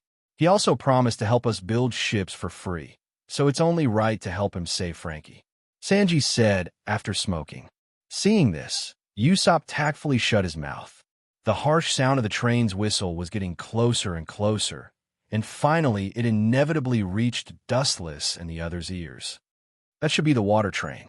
Looking as far as the eye could see through the layers of clouds, the galloping train in the distance could be seen in his eyes.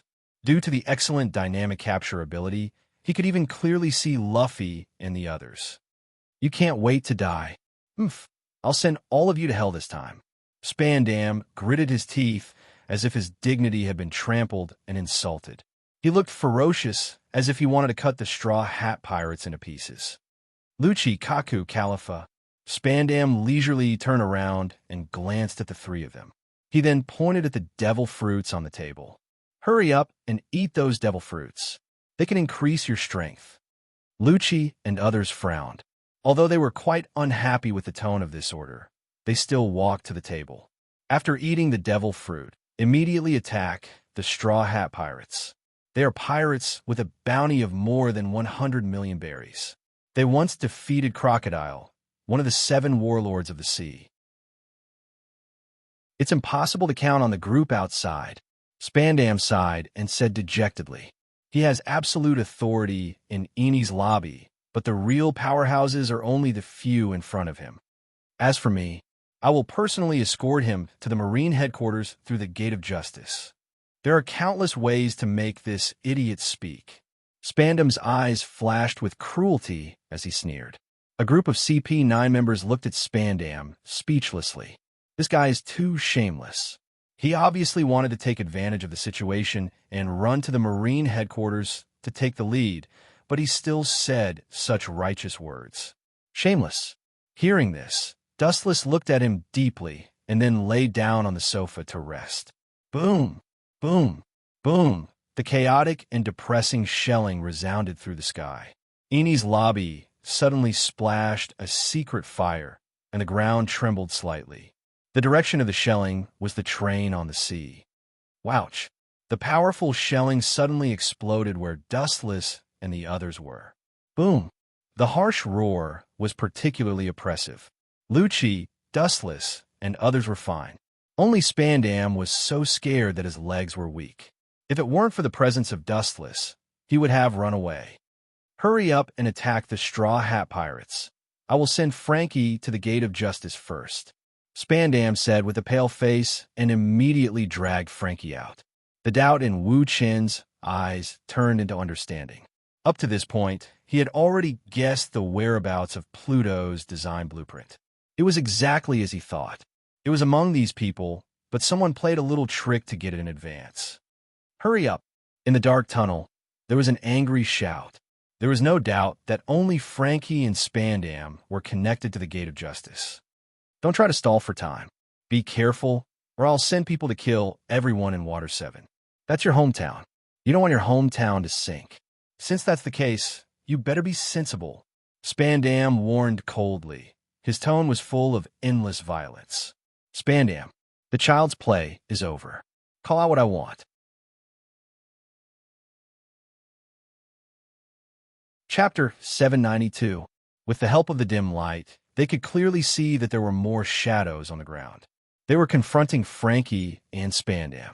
The shadow stood in the darkness like a javelin, showing no fear at all. Mr. Admiral, Spandam was startled, and the panic in his eyes disappeared in a flash. He immediately smiled and said, "Could it be that you want to personally escort Frankie? Thank you." Then he pushed Frankie to Dustless's side. Wu Chen looked at Spandam meaningfully. After a moment of silence, he retracted his gaze. "You are really despicable. The design of Pluto is already in your hands. You have guts. You even dare to lie to me." Spandam's face stiffened. Then he said with a blank face, "Frankie is a stubborn guy. He didn't say anything about Pluton's blueprint. If you don't believe me, you can ask him." Spandam pointed at Frankie with a flattering smile. His expression was even more affectionate than when he saw his own father. Frankie was silent. He just quietly looked at the ground. His face was no longer as violent as before. It seemed that the cold ground was more attractive than Dustless and Spandam. "You bastard." Humph. Spandam was about to teach Frankie a lesson. Frankie was now tied up in chains. He was like a fish on the chopping board. Spandam naturally wasn't afraid. "Your acting is really crude and inferior, Spandam." Wu Chun suddenly spoke out to stop his action. "You must be mistaken," Spandam argued. "Lucci is a cold-blooded person. He can't get the answer. He is the ultimate killing machine trained by the government. You still don't want to admit it." Dustless just glanced at Spandam and said, You are wrong. Lucci is the ultimate killing machine. He can't get the information about Pluton's blueprint. Lucci's behavior is about bloody killing. That is justice in the dark. He can't do this kind of torture. Not only him, but the entire CP9 can't do it. The only person who can do it is you. Dustless said. Spandam didn't understand. He asked blankly. They can't do it. Only I can do it? Impossible. I am just an ordinary person. Ordinary person? Dustless said with a sneer. An ordinary person can't be the highest officer of the CP9. The reason why I said you can get Pluton's blueprint is because you are more despicable than them. In the end, Dustless's voice rose several decibels. As Spandam said, he was just an ordinary person, but in the end, he became the highest officer of the CP9. He was more despicable than others. He knew how to survive. Therefore, Spandam more suitable to deal with Frankie's stubbornness. He also knew how to be flexible, unlike Lucci, who only knew how to kill. Akiji seemed to have given you something. A light voice made Spandam's face change. Cold sweat dripped from his forehead uncontrollably. This is the Golden Den Mushi. It's necessary to launch the Demon Slayer order. Dustless said as he took out the Golden Den Mushi. Why do you have such a thing? Frankie exclaimed in horror. Obviously, he was panicking due to his careless nature. We are both admirals. Why don't I have something that Akiji has? But since you know the Golden Den Mushi, it means that you have the same idea as me. In this world, in addition to the admirals, only Spandam has the Golden Den Mushi. The reason why Frankie knew about it was because in the past few days, he took the opportunity to explain to Frankie the role of the Golden Den Mushi. Dustless's voice was very soft, but it was full of wisdom. If I'm not wrong, you should be secretly threatening Frankie. If he doesn't hand over Pluton's blueprint, you will launch the Demon Slayer order to destroy the entire Water 7. Only a despicable person like you can do this kind of thing. You and your father are the same. This kind of despicable means Lucci wouldn't use it. Spandam's face was ugly as he looked up and saw Dustless's eagle eyes. His heart was filled with despair. In front of those shining eyes, all his secrets were exposed to the air, allowing Dustless to browse at will. You only have 3 seconds to think about it. Don't force me to do it myself. Dustless said expressionlessly. The air flowing through his mouth froze into ice. Obviously, he wasn't joking. Spandam lowered his head. Indeed, as Dustless said, Pluton's blueprint is in his hands. He intends to give it to the Gorosei 5 Elder Stars instead of the Fleet Admiral. Spandam wants to take the credit. How do you know? I should have done it flawlessly. Frankie wouldn't dare to expose the secret.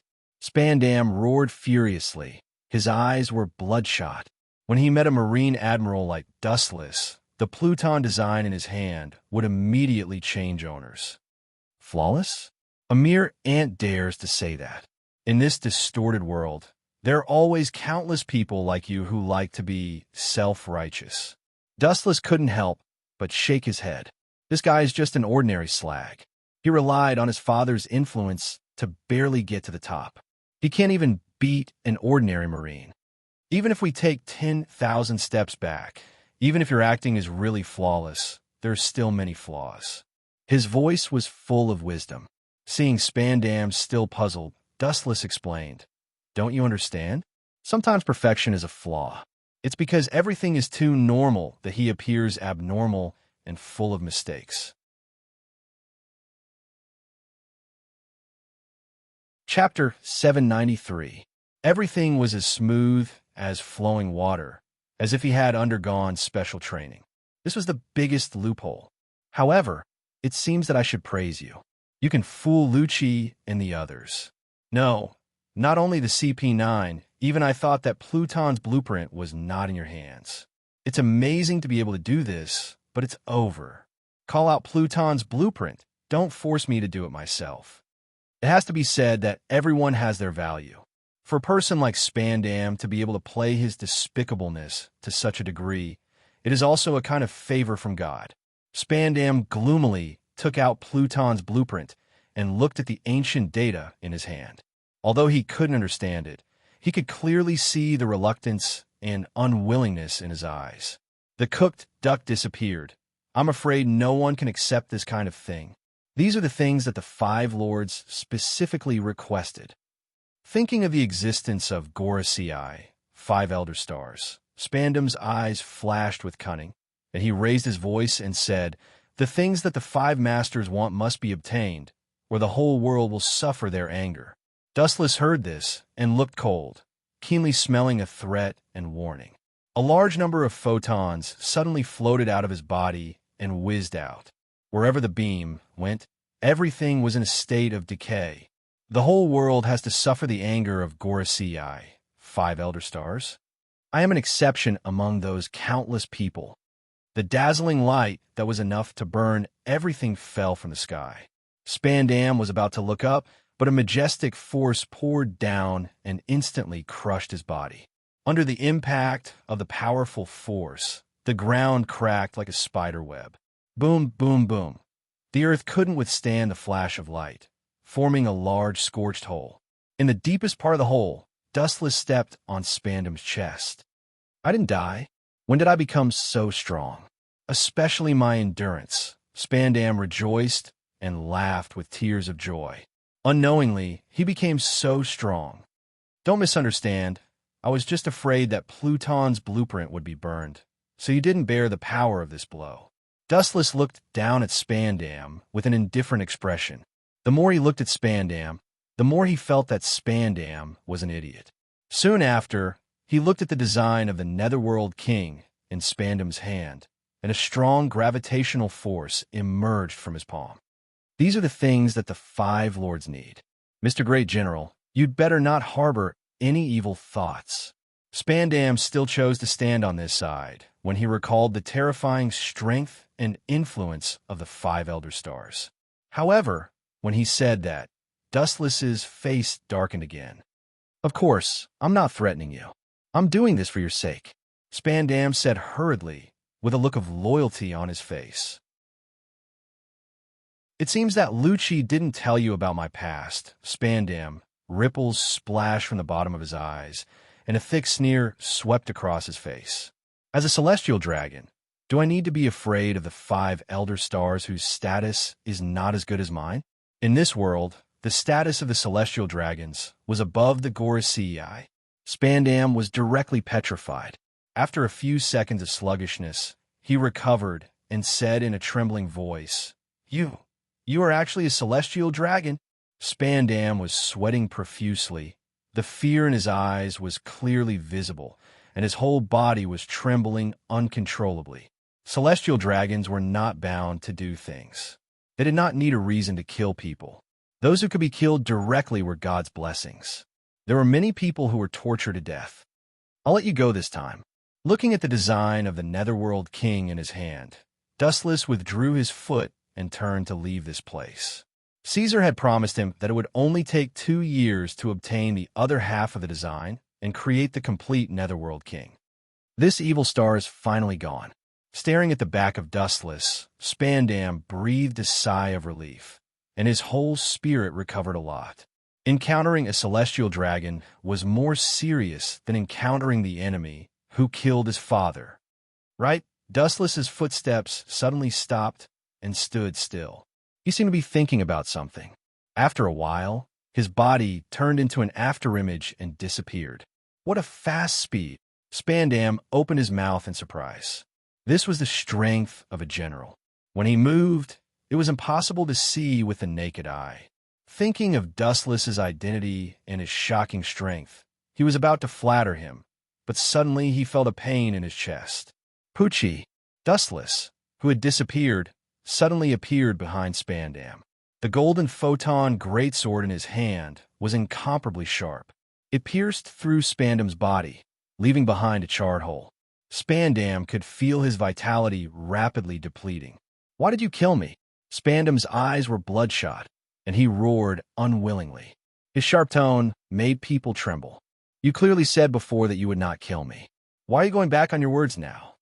Spandam, who was gasping for breath, roared like a madman. He was about to die. He certainly did not care about status. "Going back on my words? It's just nonsense.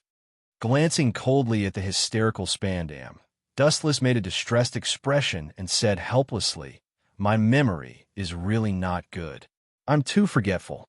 I said before that I would kill you in more than 3 seconds. From just now to now, it is far more than 3 seconds.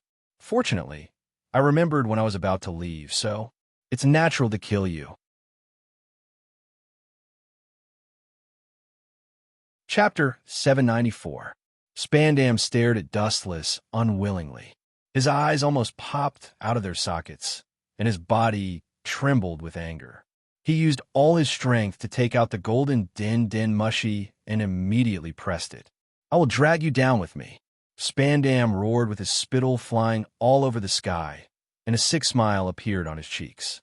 "Not only you, but all the Marines and pirates on the island will fall, as well as the Straw Hat Pirates, CP9, and Nico Robin will all go to hell with me." Spandam laughed crazily. "You want to kill me with a mere command? Do you think that the highest combat power in the Marine headquarters is a rookie?" Dustless glanced at Spandam with pity as he sneered again and again. "This kind of mad dog doesn't distinguish between friend and foe. Who knows when he will come out and bite you? So it's wise to kill him as soon as possible." "Demon slaughter order? What is that?" "Damn it, Spandam wants to kill us as well. Run." At the same time, the contents of the conversation between Dustless and Spandam were broadcasted. The pirates and Marines in the war were all shocked, and then they threw away their weapons and fled. "You took my Pluton blueprint. I will make you pay the price." Spandam roared with his last strength, and he stared at Dustless with vengeance, and immediately laughed wildly. "Our conversation has been broadcasted all over Eni's lobby through the broadcast, din mushy. You won't have it easy. It won't take long for the whole world to know that you have the Pluton blueprint, and the Marines and pirates won't let you go." After that, Spandam stared at Dustless's face, trying to find fear on his face. "That's it. Vulgar." Dustless stepped on the din mushy and sneered. "You idiot. Don't forget that you have just activated the Demon Slaughter Order. The Demon Slaughter Order is an indiscriminate bombardment until the entire island is burned to ashes, which means that all the people on the island will be brutally slaughtered by the Marines. I have taken countless things in the world, and this so-called Pluton blueprint is just one of them. That's all." He aimed his thumb at Spandam's head, and the light beam condensed and swallowed his whole body in the next second. "What a worrisome fellow. He's already dead, yet he's still causing me so much trouble." Spandam's body was burnt, and there was no trace of vitality, and the disgusting smell of meat floated around him. Dustless pondered for a while and turned to leave. He originally planned to return to the Marine headquarters directly through the Gate of Justice, but now it seems like he has to change his plan. The order is effective against ordinary Marines and pirates, but it won't work against Lucci and Luffy. "I have to kill them myself." In the dark tunnel, din mushy's voice, Dustless's faces dense. The news of getting Pluton blueprint must not be made known to everyone. Although Dustless isn't afraid of being the enemy of the whole world, there will be endless troubles. Therefore, Dustless decided to kill them himself to avoid spreading the news. He only needs to kill the CP9, and the Straw Hat Pirates will be the scapegoat. As for the ordinary Marines, the Demon Slaughter Order will be enough to kill them. At this moment, the ground trembled and cracked, and then White Zetsu broke out of the ground. "I have sunk the ships docked near Eni's lobby, and the pirates and Marines have become turtles in a jar. There is no way out." White Zetsu laughed. "Good job."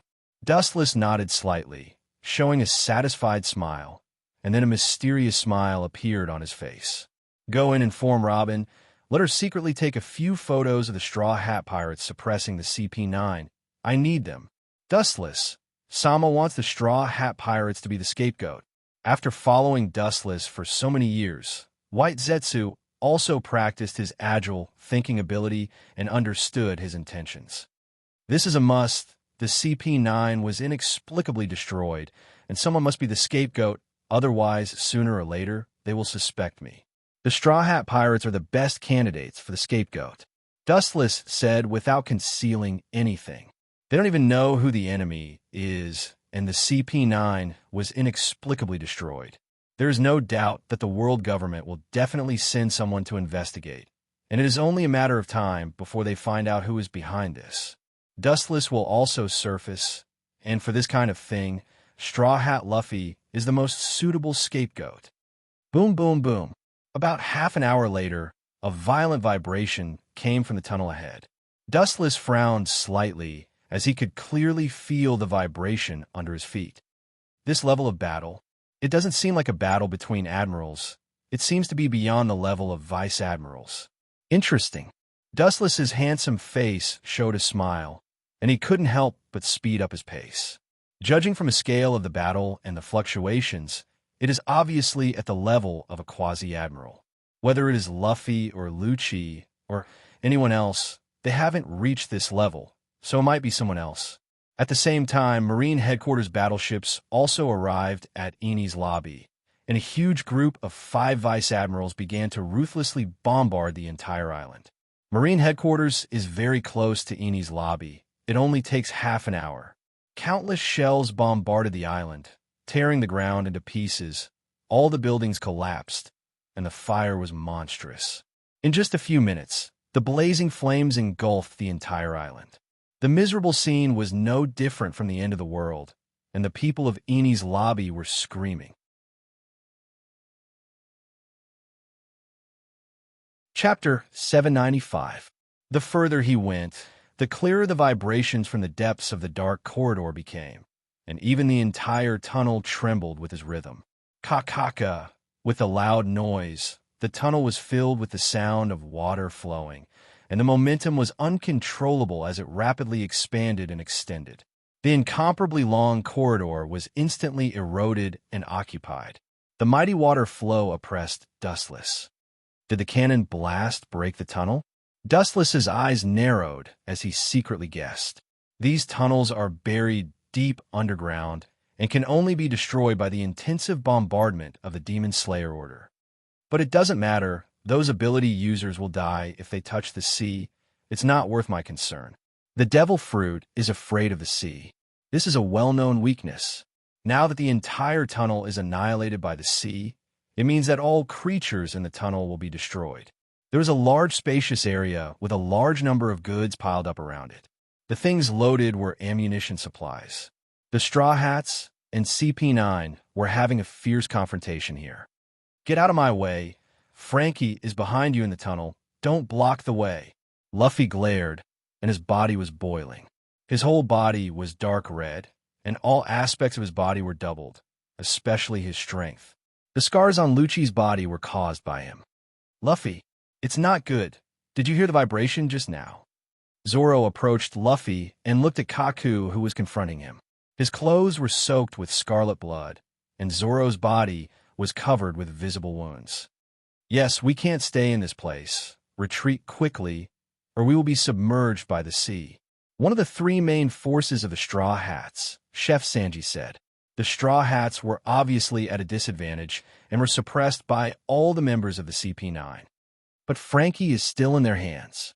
Clenching his fists, Luffy said unwillingly, "They should be worried. They are all ability users, and they will be finished if they are submerged in the sea." Boom, boom, boom. Hearing this, the members of the CP9 frowned. Lucci was about to speak when the iron door behind them was suddenly broken by a powerful force, and a big man wearing only underpants appeared. Frankie. Everyone looked at the oddly dressed man and instantly recognized that this was Frankie's true body. In the entire world, he was the only one who dressed so strangely. Iceberg sent you? Forget it. It's not important anymore. Let's run for our lives. The moment he finished speaking, Frankie sped towards the other end of the tunnel. In just a few seconds, Frankie merged into the darkness and completely disappeared. Little ones, retreat. Leave this island immediately. Luffy shouted and ran towards the place where Frankie disappeared. The purpose of the Straw Hat Pirates was to rescue Frankie after receiving Mr. Iceberg's request. Frankie's sudden appearance was a bit sudden, but there was no doubt that this was his main body. Frankie, didn't he go to the Marine headquarters with Spandam? One of the CP9 members, Kaku, was puzzled. The CP9 members frowned. Frankie was stronger than Spandam, but his body was tied with chains, so he couldn't hurt or threaten Spandam. Spandam? He's already been killed. From now on, you're free. There was a gust of wind behind them. The CP9 members were stunned. They subconsciously turned around and looked at the figure in the dark. They were secretly on guard. Louis Saint. After a while, Dustless came out of the darkness, and his smiling face was exposed to the light. All the members of the CP9, including Lucci and others, were stunned. Officer Spandam was killed. Khalifa, who recovered from her shock, immediately pursed her lips and smiled elegantly. That eyesore is finally dead. That kind of person is even more evil than pirates. These words made the CP9 members nod. That guy was too annoying, not to mention helping them. Even if he didn't help them, it would be a blessing. What a big cat, it can even fight. Sure enough, there are all kinds of strange things in this world. Dustless exclaimed as his eyes fell on the big cat in a black suit. Not long after his voice fell, a white pigeon landed on the big yellow cat. Dustless was embarrassed and immediately scratched his head. It turned out to be Lucci. Spandam was killed by Frankie. He shouldn't have the ability to kill him. I personally tied him up. Kaku in his giraffe form expressed his doubts. Everyone looked straight at Lucci. He was the backbone of the CP9. Why did you kill him? With his hands in his pockets, Lucci asked with a blank face. His voice was close to a machine, and there was no emotional fluctuation in it. As a Marine Admiral, I have no obligation to report to you. Dustless indifferently refused. Different from before, he changed his aura and smiled like a spring breeze. That guy is dead. Whatever you choose in the future, I don't mind taking you in. Chapter 796. Wuchen refused indifferently. Different from before, his aura changed, and he smiled like a spring breeze. That guy is dead. How do you choose in the future? I don't mind taking you in. The faces of the CP9 members flashed with displeasure. Dustless actually said in front of them that he killed their boss. This is a slap in their face and contempt. Although Spandam is a well-known waste, despicable and shameless, he is even more evil than some pirates, but he is still the highest officer of the CP9. If he is killed, they won't be able to answer to the Gorosei 5 Elder Stars. The CP9 is an espionage agency of the world government and has nothing to do with the Marine. It seems that what you just said is true. You killed him to get Pluton's blueprint. Lucci remembered the broadcast before and was full of vigilance. What will happen if I don't agree? Will you kill me? Then only death awaits. Wu Chen's face changed immediately, and his whole body emitted an oppressive aura. Are you threatening us? Kaku and the others said in a low voice. If it wasn't for Dustless's identity as a Marine Admiral, they would have already started fighting. It has always been the CP9 who threatened others. It was the first time they met Dustless. In order to leak the news of Pluton's blueprint, he intends to destroy us. Lucci understood Dustless's intention and said with a cautious expression, the Marines and the Straw Hat Pirates outside should be your targets. That's for sure. Anyone who knows that I have Pluton's blueprint must die. If it wasn't for your strength, you would have died on the spot. Dustless smiled and didn't hide anything. There was no need to lie to them. As for the group of Marines and pirates outside, the Demon Slayer Order is enough to destroy them. The Straw Hat Pirates will be the scapegoats. That's why we're the only ones left. As long as we refuse your conditions, we'll be obliterated, Khalifa said with uncertainty. Not bad. I like smart women. I like that you won't do things that bring about your own destruction. Dustless nodded gently and gave her a look of appreciation. Dustless was also ready to kill them. The CP9 was the ultimate weapon trained by the government for many years, and their loyalty to the world government was deeply rooted when they were young. The CP9 is ordered to carry out the dark justice. If saving 1,000 people requires the sacrifice of 100 people, the CP9 will not hesitate to obliterate those 1,000 people. This is their cold-bloodedness. Heaven or hell, which will you choose? Dustless asked in the end, his words filled with killing intent. Isn't that obvious? Of course, I won't lower my head to you, an evil force. The CP9 is the government spy agency. Betraying the Gorosei is impossible. Gabra, one of the CP9 members, shouted. From a moment they joined the organization, they were ready to die. Now, it's impossible for them to be dustless as dogs in order to survive. You can't wait to die. Dustless, who had expected this, sneered again and again. Although Lucci and the others didn't speak, they must have said the same thing. They are loyal to the world government and are not afraid of death. Soru, Jabra's body suddenly turned into a shadow, and a gust of wind swept through the air, and then he appeared at the back of Dustless's head. Shurgan, the muscles at the front of his fingers tightened, and the power was strengthened to the point that it could easily penetrate a human's body. Go to hell, Jabra shouted, and immediately his thumb mercilessly pierced toward Dustless. The target was his head. This move was extremely cruel, and he intended to kill Dustless with one blow. You want to kill me? You should go home and train for 100 years. Dustless turned his head and looked at Jabra with disdain and said sarcastically. Hearing this, Jabra became angry and the strength in his hand increased by 3 points. Ka-ka, the crisp sound of bones breaking sounded out of thin air. The CP9 members thought that Dustless's blood was splashed on the spot, but they didn't expect him to stand still. Instead, Jabra behind him was full of pain. His fingers were obviously distorted and completely destroyed. What the hell is this move? Tekai. It doesn't seem to have this level of hardness. Jabra clearly used hit on his head. How did Jabra's hand break? The CP9 members were stunned and petrified on the spot. If I'm not wrong, this should be armament hockey. Its defensive power is far stronger than Tekai. I heard that it can also attack Logia ability users. Lucci's eyes lit up. This was also what he heard, and he didn't know the specifics. Lightspeed kick. His body jumped up, and his leg instantly eroded Jabra's body. Bang, bang, bang. The sealed wall was pierced through, and Gabriel was trapped within. His entire body was in a charred state, turning into a pile of charred meat paste. His heart had completely stopped beating, and his motionless appearance showed that he had completely died. This is the strength of a Marine Admiral. He can easily kill a CP9 with a single move. The two of them were on completely different levels. The difference was like the difference between heaven and earth. It was like a powerless child encountering an adult with infinite strength. It would be destroyed with a flick of a finger.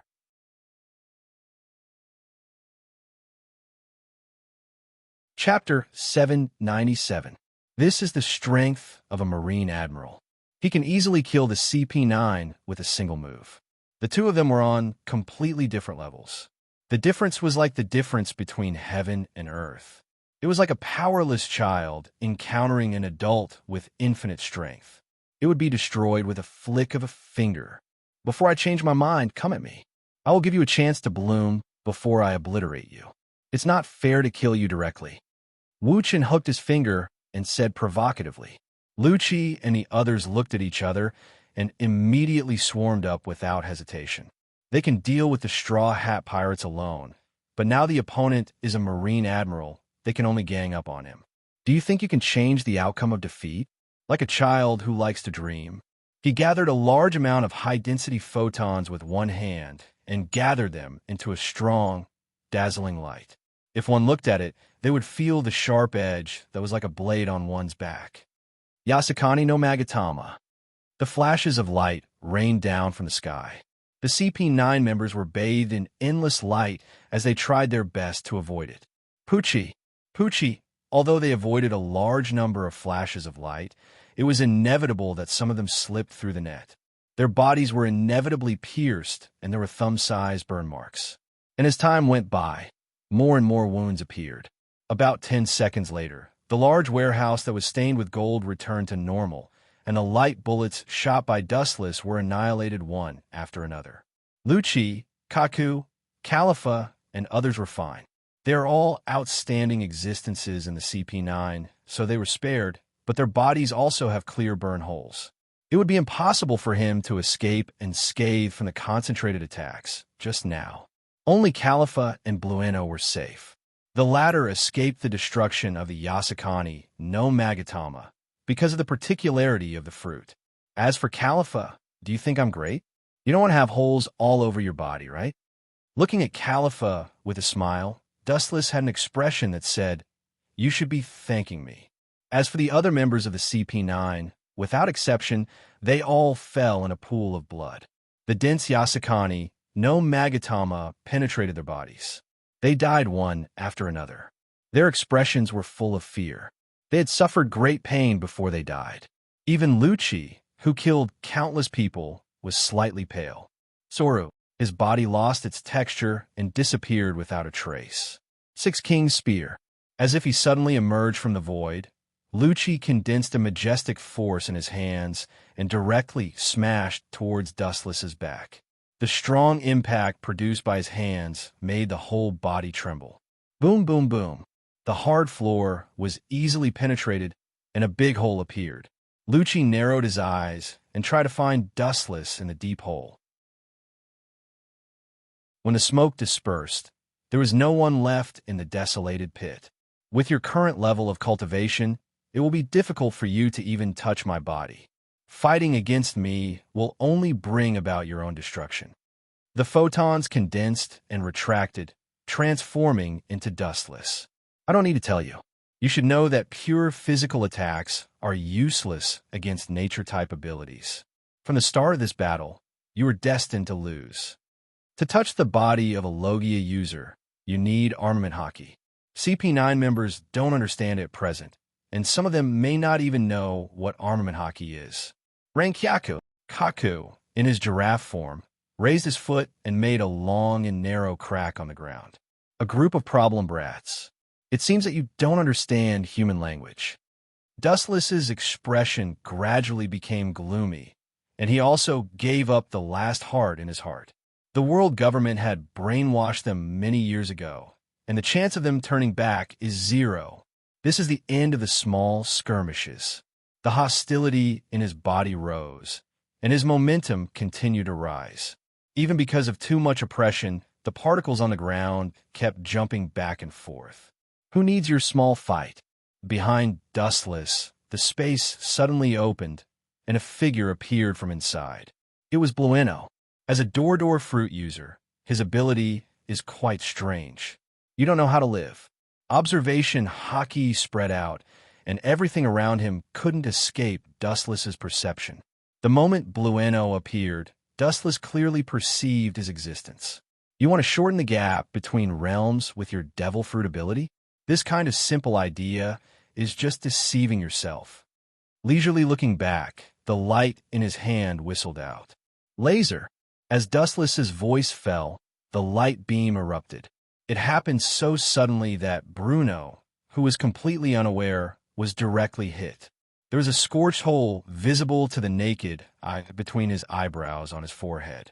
It ran through his whole head, and he immediately fell to the ground. After struggling for a while, he completely lost consciousness. Next, you guys, Lucci, Kaku, and Calipha. Dustless's eyes looked at the remaining three people, and his eyes flashed a bloody light. The murderous look made it difficult for them to breathe, and the huge sense of oppression made it difficult for them to breathe. You too, hurry up and leave. I'll hold him off. Taking a step forward, Lucci's eyes glowed with awe-inspiring luster. His firm tone carried a hint of desperation. Although Lucci was usually indifferent and unreasonable, in fact, he still valued his companions.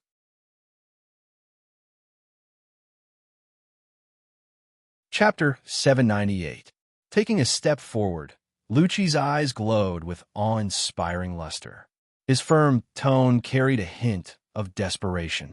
Although Lucci was usually indifferent and unreasonable, he still valued his companions. Just you? I don't know where your confidence comes from. Hearing this, Wuchen looked at Lucci contemptuously. With a lazy smile on his face, he stretched and yawned casually. Then, he found a place to sit down. Although this series of actions was full of flaws, no one dared to make a move. I'm different from Blueno and the others. Lucci clenched his hand into a fist and said firmly, Lucci is useless. We can't escape. Kaku said in a deep voice, and his tone also revealed the meaning of death. Hearing this, Lucci raised his eyebrows slightly, and his eyes flashed with anger. He was about to scold them, but Dustless's voice sounded in advance. There's no need to be so sad, as long as you are willing to bow your head. Whoosh! Dustless's voice didn't fall, and a beautiful leg swept across. Little girl, you are young, but your temper is not small. Your boss hasn't made a move yet, and you can't wait to come to the door. Lightly lifting his hand to catch the beautiful leg that was sweeping towards him, Wu Chan smiled leisurely and said, "You'd better watch obediently. Don't make a move so easily, or else you'll be exposed." Following Dustless's line of sight, what came into view was the most mysterious part of the woman. It turned out to be purple. Worthy of being the only woman in the CP9, her taste is heavy. Dustless smirked and secretly slandered her in his heart. "You bastard, I will kill you." Calipha's face was red, and she naturally understood the meaning of Dustless's words. Her face flashed with a strong, killing intent, and she tried to retract her leg that was caught by Dustless to avoid being seen by this bastard. His strength is so strong. Is this the strength of the Marine's highest combat power? Calipha's face was cloudy, and she was shocked. She used everything she had, but she could not move Dustless. The hand that grabbed Calipha's leg did not move. His expression was calm, as if nothing had happened. Renkyaku, the silver-white light, came straight at Dustless. It was as sharp as the slash from the sword and saber. The flowing wind and waves were cut in half. It looked as if it was going to devour and annihilate Dustless.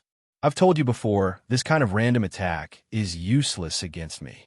She raised her hand, and her small white hand was instantly corroded by the black color. The moment her slash came into contact with Dustless, her small black hand flung out, and the pale silver light trembled violently. Ka-ka-ka! The weak and powerless hand was filled with terrifying strength, and the huge silver light was instantly shattered. The exploding silver light scattered in all directions, rubbing a deep hole in the ground. "You guys are too inexperienced." Dustless glanced at Kaku and said flatly. It was as if he had done something insignificant, and his tone was unusually calm. Strange ripples splashed in the air, spreading out like water ripples. Wu Chan raised his head subconsciously. Lucci stepped on the air and rose rapidly, easily climbing into the air, and then his body strangely stayed in the void for a moment, and countless flashes rushed down. "Is this the Jeppo?" "Good steps." Nodding sincerely, Dustless ignored the existence of the laws of physics. His body strangely floated in the air, and his speed was extremely fast. In just a moment, he came to Lucci's side. "A cat wants to roam the sky. The ground is your home." Lucci did not speak, but he felt a strong blow on his back. His face changed dramatically, and the piercing pain spread all over his body, and his internal organs trembled violently. Boom, boom, boom. A black shadow fell from the sky, and the whole ground trembled violently. Lucci lay motionless in it, and the scarlet blood stains on the corner of his mouth were clearly visible. "It's over." Landing beside Lucci, Dustless condensed a high-density light at his fingertips. "Sure gone." Kaku swept to Dustless's side like a ghost, and his strong and powerful thumb pierced straight towards Dustless's eyes. Armament hockey can defend the body, but it can't defend the eyes. Naive. With a dazzling flash, Kaku easily penetrated Dustless's body. Elementalization again? Tricky ability. Although Dustless's eyes were pierced, he was safe and sound. Elementalization can easily avoid physical attacks. It's impossible to use this kind of physical attack to hurt Dustless. It's difficult to even touch his body. Lightspeed kick.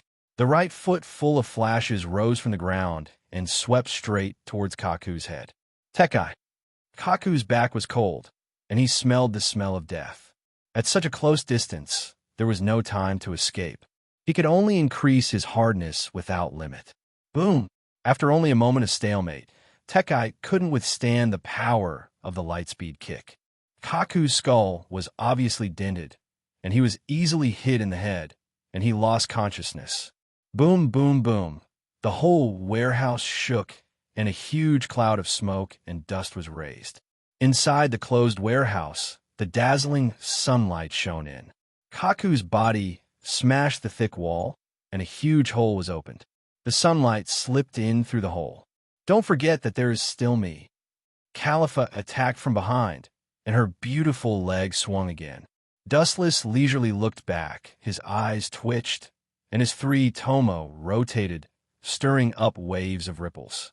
Then Califa lost consciousness and fell to the ground.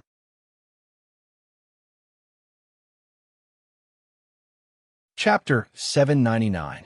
In less than a minute, all the CP9 members were crushed by the overwhelming strength of Wu Chun. They had no power to fight back. In the face of absolute strength, any fruit and all kinds of abilities are useless and will only become a laughingstock. Kaku fell to the ground in a bloody mess. He was covered in blood and wounds all over his body. His breathing had stopped, and his heart and pulse had stopped beating. This meant that he had fallen. Bastard, why does justice have to lose to people like you who commit crimes? Lucci gritted his teeth and roared unwillingly. He lost his usual calmness. Almost all of his companions were killed. The blow to him was no less than 5 thunders. Although he was cold and ruthless, he cherished these companions who fought with him in the past. As the saying goes, justice is cheap and worthless. Dustless took advantage of the situation to attack Lucci's psychological defense. As a citizen of Tianlong, my status is obviously higher than the Gorosei, 5 Elder Stars, but you chose to be loyal to them. It's unwise. If you are willing to give up the darkness, I don't mind letting you go, but it's too late. Dustless said softly. Farewell, Rob Lucci. A dazzling flash condensed on the tip of his foot. Lucci, who was seriously injured, couldn't avoid it. He could only watch the flash of destruction engulf and annihilate him. Boom, boom, boom. The super-large fireball rose into the air, and the hot temperature melted the steel building. The large warehouse suddenly disappeared, and the ground was scorched black. The surrounding buildings were turned into ashes, and the scorching sun shot down from the sky. Boom, boom, boom. The dense roar of artillery shells covered the vibration caused by Dustless.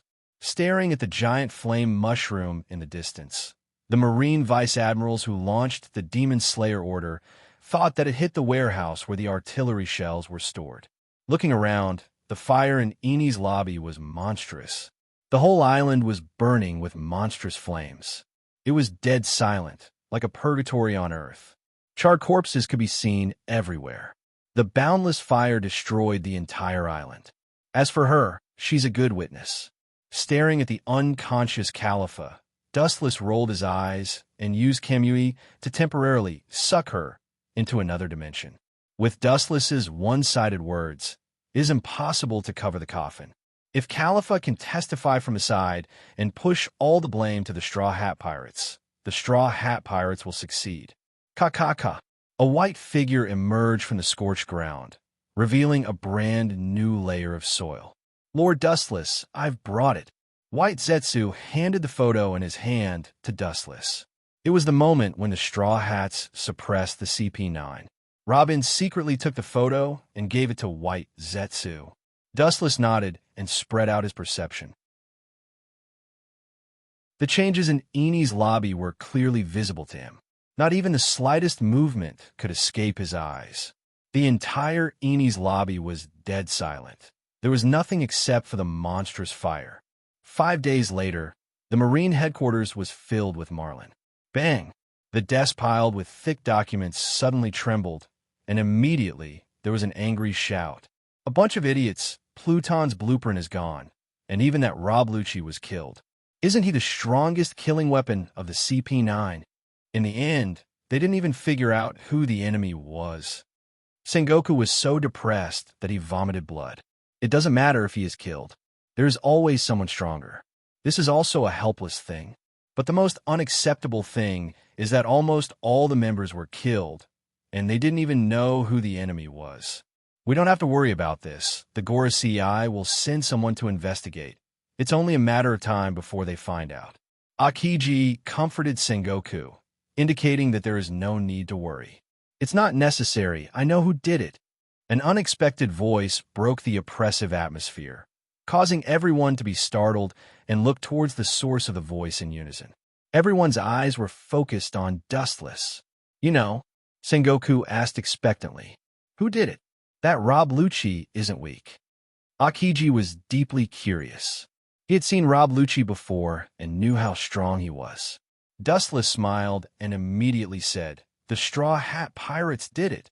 As Dustless's voice fell, the scene was dead silent. Everyone was dumbfounded. The captain of the Straw Hat Pirates, Straw Hat Luffy, is only at the level of 100 million berries. It's absolutely impossible for him to kill Rob Lucci. Impossible. The Straw Hat Pirates are not Lucci's opponents. I have fought with them before. Akiji frowned and was the first to stand up and question Dustless. Kizaru and Akainu were the same, and even Sengoku was skeptical. After the Enies lobby was destroyed by the Demon Slayer Order, I went to the island and met the only survivor, Khalifa of the CP9. I rescued her from a fire and found these photos on her body. After that, Dustless took out the photos that Robin secretly took. It recorded the moment when the Straw Hat Pirates crushed the CP9, especially when the Straw Hat Pirates fought against Lucci. Everyone frowned when they saw the Straw Hat Pirates fighting against Lucci. Khalifa woke up yesterday, you can ask her. As for Pluton's blueprint, it was burned by Frankie. Dustless said without blushing. He put all the blame on the Straw Hat Pirates and Frankie.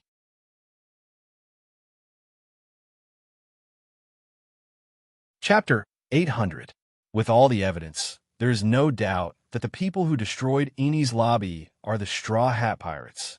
Sengoku's eyes were gloomy. The veins on his forehead were clearly visible. His hands were trembling slightly, and the cracks in the middle of the photo were clearly visible.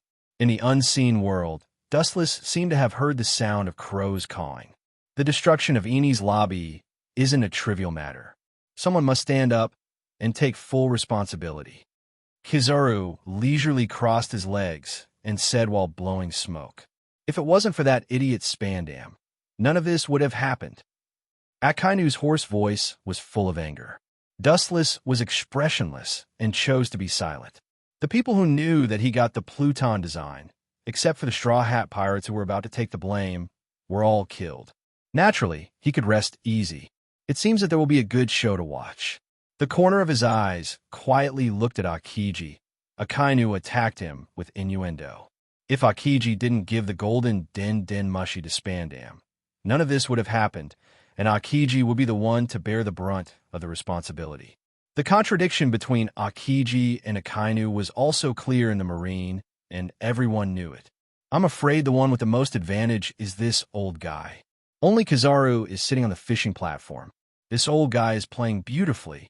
Taking a step back in order to advance is also a means of self-protection. Wu Chen's gaze turned and fell on Borsellino. Spandam, forget it. He has already passed away. There is no need to put the blame on him. Sengoku waved his hand, and a haze flashed in his eyes. He immediately stared at the silent Garp, and after a moment of hesitation, the hesitation in his eyes finally turned into determination. The one who destroyed the CP9 is the Straw Hat Pirates, and all the blame will be borne by them. Sengoku finally chose to put all the blame on the Straw Hat Pirates and said righteously, if they didn't break into Enies lobby at all costs, none of this would have happened. The main culprit is the Straw Hat Pirates. Of course, that idiot Spandam can't stay out of it. Raise the bounty of the Straw Hat Pirates. Captain Straw Hat Luffy's bounty has been raised from 100 million to 300 million berries. As for the other crew members, they have also been increased. Sengoku's voice was heavy. How long has it been since the last Alabasta? Luffy's strength was enough to defeat Rob Lucci, so Sengoku was worried. Wait, this isn't over yet. A hoarse voice spread out, his tone filled with dissatisfaction. Sakazuki, what do you think is wrong? Sengoku asked with a blank face. Kazan can't escape responsibility for this. If he hadn't given the golden den mushi to that idiot Spandam, none of this would have happened. This is a dereliction of duty, Akainu said generously. As an iron-blooded Marine general, he can't rub sand in his eyes. Meritorious deeds will be rewarded, and mistakes will be punished. This has never changed since ancient times. Why is Akiji so special? Absolutely not. This guy even thought about the blame. Looking at Akainu speechlessly, Dustless could only shake his head. Akainu and Akiji really can't cooperate together. The two of them have completely opposite personalities. Akainu is known for being iron-blooded and cold. In order to achieve his goal, he will sacrifice anyone at will. Akiji's personality was relatively lazy, and he would stop when it was necessary. Therefore, the two of them are destined to be incompatible. This contradiction has been accumulating for more than 10 years, and once it breaks out, it will be irreversible. Kazan didn't do anything wrong. Nico, Robin, and Frankie are both in Ini's lobby. It's right to take precautions in advance. Sengoku argued for Akiji. It's all that idiot Spandam's fault. If he hadn't rashly launched the Demon Slayer order, none of this would have happened. Taking a deep breath, Sengoku stabilized his anxious heart. All in all, this matter will be pushed to the Straw Hat Pirates, and all the blame will be borne by them. But Akainu's face froze. Listening to Sengoku's tone, it was obvious that he was determined to protect Akiji. No, but this matter ends here. Don't mention it again in the future. Sengoku's tone, this time, was full of warning. Obviously, this Envoy Island incident was going to end in a hasty manner. Everything will be pushed to Straw Hat Luffy. Anyway, they were the ones who killed the CP9, and Califa was the witness. Idiot! Glancing at Akainu with pity, Dustless had a little more sympathy for this guy. In this matter, it was obvious that Sengoku was covering up for Akiji. As Akainu said, Akiji was guilty of dereliction of duty. Without finding out what kind of person Spandam was, he gave him the right to launch the order. This in itself was a big crime of not knowing how to use people. However, Sengoku was helpless. It's not that he didn't want to pursue this matter, but if he did, Akiji would be suspended. Ini's lobby was destroyed for the first time in 800 years, and it was in the hands of their own people. This scandal is enough to deal a fatal blow to the prestige of the Marine. At present, the Marine can't do without Akiji. The deterrence of an admiral can maintain the current world structure. Suddenly, an admiral is inexplicably removed, and the current world structure may change. It seems that the smartest one is still Kizaru. Akainu and Akiji are fighting, and the only one who has the most advantage is Kizaru.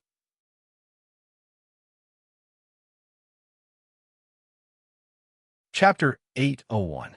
Every time there is such a dispute, the one who reaps the benefits is Kizaru. Living in the middle, he isn't affected by anyone, and he overlooks the development of the situation from his own point of view. Akiji is the successor of Sengoku. Looking at the disappointed and slightly decadent Akainu, Dustless knew the inside story. In the future, Sengoku intends to let Akiji take over as the next Marine Fleet Admiral, so naturally, it's impossible to damage his prestige. Akainu's face was complicated, and he couldn't hide the thousands of emotions in his heart. He's not an idiot. In front of Sengoku, Akiji is indeed more popular than him. A military horse wholeheartedly loyal to the Marine in exchange for the current situation. Akainu's shining eyes couldn't help but dim, and he silently sat back in his original position, no longer wasting his breath. By the way, is Pluton's blueprint really destroyed by that guy named Frankie? Sengoku was worried about Pluton's blueprint. After all, it's an ancient weapon, and controlling it means that it's likely to control the dominance of this era. In other words, whoever owns an ancient weapon is the master of this world. Of course, this is what Califa's CP9 saw with her own eyes. Dustless vowed, and the firmness in his words made people involuntarily convinced. Sengoku gently nodded, and his eyes immediately became cold. What about the Straw Hats? What about their movements? They smashed Eni's lobby, and they want to retreat safely? Dream on. I guess they should be returning to Water 7. Their ship is broken, and if they want to continue their journey, they must find a suitable ship for them to travel around the world. Dustless guessed, and at the same time, he also understood Sengoku's intention, which is nothing more than taking the opportunity to destroy the Straw Hats. We don't need to do it ourselves. Their next stop should be the island standing in the Magic Triangle, which is Moria's territory. I should personally go and destroy Straw Hat Luffy. That kid is a rat that can't be killed, and it's difficult to poison him without using a strong rat poison. Akainu, who couldn't hold back his temper, recommended himself. He always had a deep hatred for pirates, especially the more potential a pirate had, the more he wanted to destroy them. Red Hair Shanks is the best example. Back then, he was just a trainee crew member of Roger's Pirates. Now, he has become the Yonko for Emperors of the New World. Dustless couldn't help but smile when he heard this. He stared at Akainu mockingly. He didn't expect him to have a funny attribute. That's not necessary. Without thinking about it, Sengoku directly refused Akainu. If he sent him, maybe the target of the massacre would be the ordinary civilians of Water 7. Akainu would do such a crazy thing. The Ohara incident was like this. Ordinary civilians who had nothing to do with it were killed by Akainu. Many people in Water 7 who helped the Straw Hat Pirates fight against the government were also killed by him. Give it to Gecko Moria. He should be able to deal with the Straw Hat Pirates. Waving his hand, he motioned Akainu to sit down. Sengoku made the best decision. There was no need to continue to lose soldiers. The existence of Shichibukai was to contain pirates. Suppressing pirates with pirates. This is the meaning of the existence of Shichibukai. But then again, isn't it a bit too much for Moria to agree to deal with Whitebeard? Kizaru, who was silent, said, Moria's condition was Whitebeard's body after he was killed. Sengoku's face stiffened when he heard this. At least in Dustless's eyes, he showed an annoyed expression, as if he had suffered a lot, and his spirit was sluggish. At this moment, he had a headache. This is raising a tiger. If we give him Whitebeard's body, you might do something out of line. Kizaru said with worry. Shichibukai were ambitious people. Akiji and Akainu were silent, and Dustless was not interested in this kind of thing, so it became Kizaru's stage in an instant. The solution to this cancer is actually very simple. After the war with Whitebeard is over, kill him directly. Dustless's eyes flashed coldly, and he immediately said casually, Anyway, this kind of thing is often done by Sengoku, and it's just a common thing for Marines. Hearing this, Sengoku looked at Dustless with a complaining look. This guy obviously scolded him. Whitebeard's body must not be given to Gecko Moria. If he can't, I think there are a lot of pirates in the New World who are qualified to be Shichibukai, and there should be a lot of big pirates who want to join Shichibukai. Time passed, and the dawn of dawn drove out the cold darkness. The distance gradually rose, and the world greeted the morning sun as usual. This time, it was obviously different from the past. While welcoming the bright sun at dawn, it was accompanied by earth-shattering news that shook the world. There is no such thing as an airtight wall in the world, and paper can't wrap fire.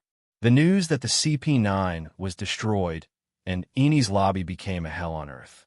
So the world was once again in the whirlpool of public opinion. With this storm, Straw Hat Luffy once again became famous all over the world. Not only Luffy, but the entire Straw Hat Pirates. And Dustless, the one who really destroyed the CP9, was leisurely drinking tea at this moment.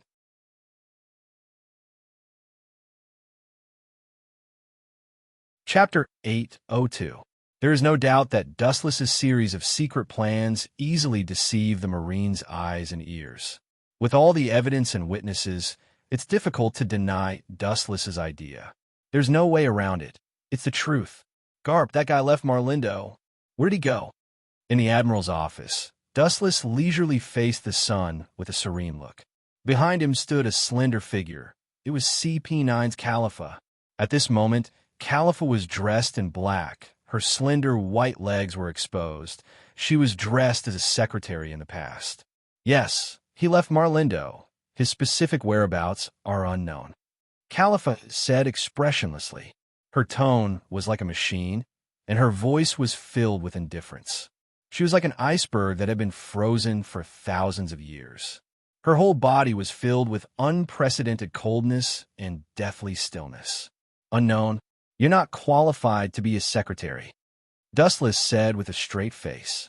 He worked hard to keep Califa by his side to guard against Sengoku and others. These people are all black-hearted tigers. If Califa revealed the truth, it would not be worth it. That's why Dustless pulled her to be his secretary. I'll have a headache if you keep a straight face like this. Dustless looked at Califa helplessly. His face immediately swept with a strange smile. You're always so indifferent. It's difficult for you to be a secretary. I'm not your secretary. I'll definitely kill you if I have the opportunity. So you'd better kill me now. Otherwise, you'll be torn to pieces.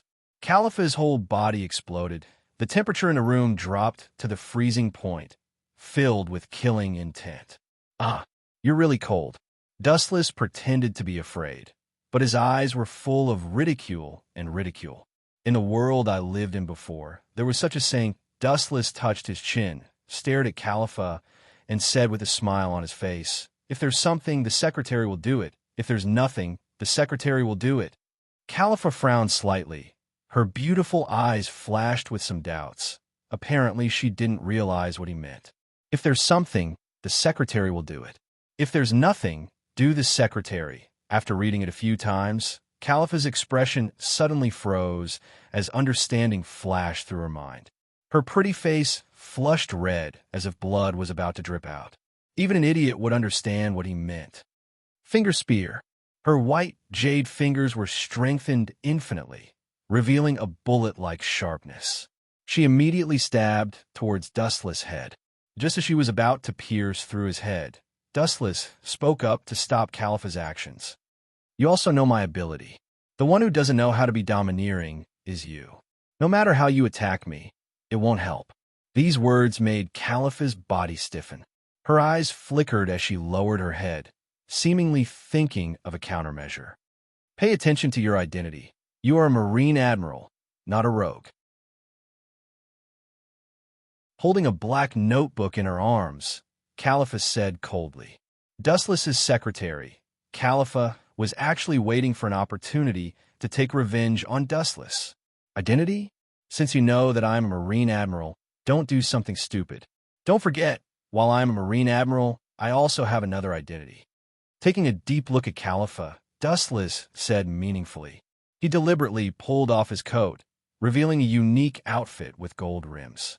Looking closely, the unique logo was clearly visible. Seeing this, Califa's face was pale with fear. In addition to being a Marine Admiral, Dustless is also a celestial dragon with absolute authority. As you said, I am a Marine Admiral, but you must also understand the character of a celestial dragon. Even if I do something worse to you, it will be reasonable in everyone's eyes. At the end, Dustless deliberately showed a wretched smile, scaring Califa so much that her face turned pale. She was as weak as a willow branch. She could only let Dustless beat her. Little girl, if I don't teach you a lesson, you won't know who I am. Seeing Califa's timid face, Dustless smirked in his heart. Now you should tell me where that old man Garp went. My body is itchy, and there's a fire in my stomach. If I don't get it out, I may explode and die. It's a headache. I'm struggling to find something to vent. His unscrupulous eyes stared at Califa. The meaning is self-evident. If Califa is perfunctory like before, he will directly punish her. In other words, he will force himself on her.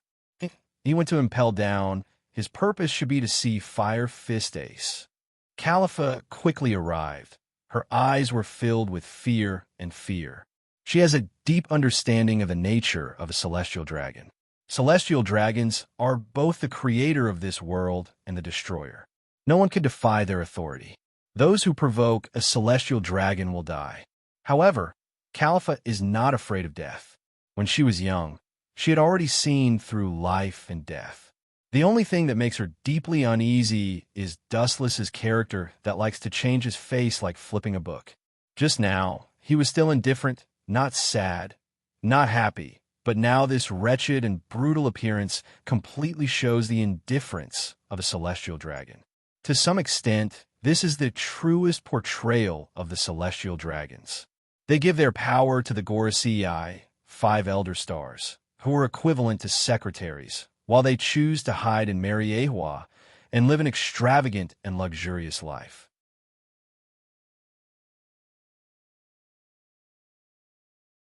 Chapter 803. To some extent, this is the truest portrayal of celestial dragons.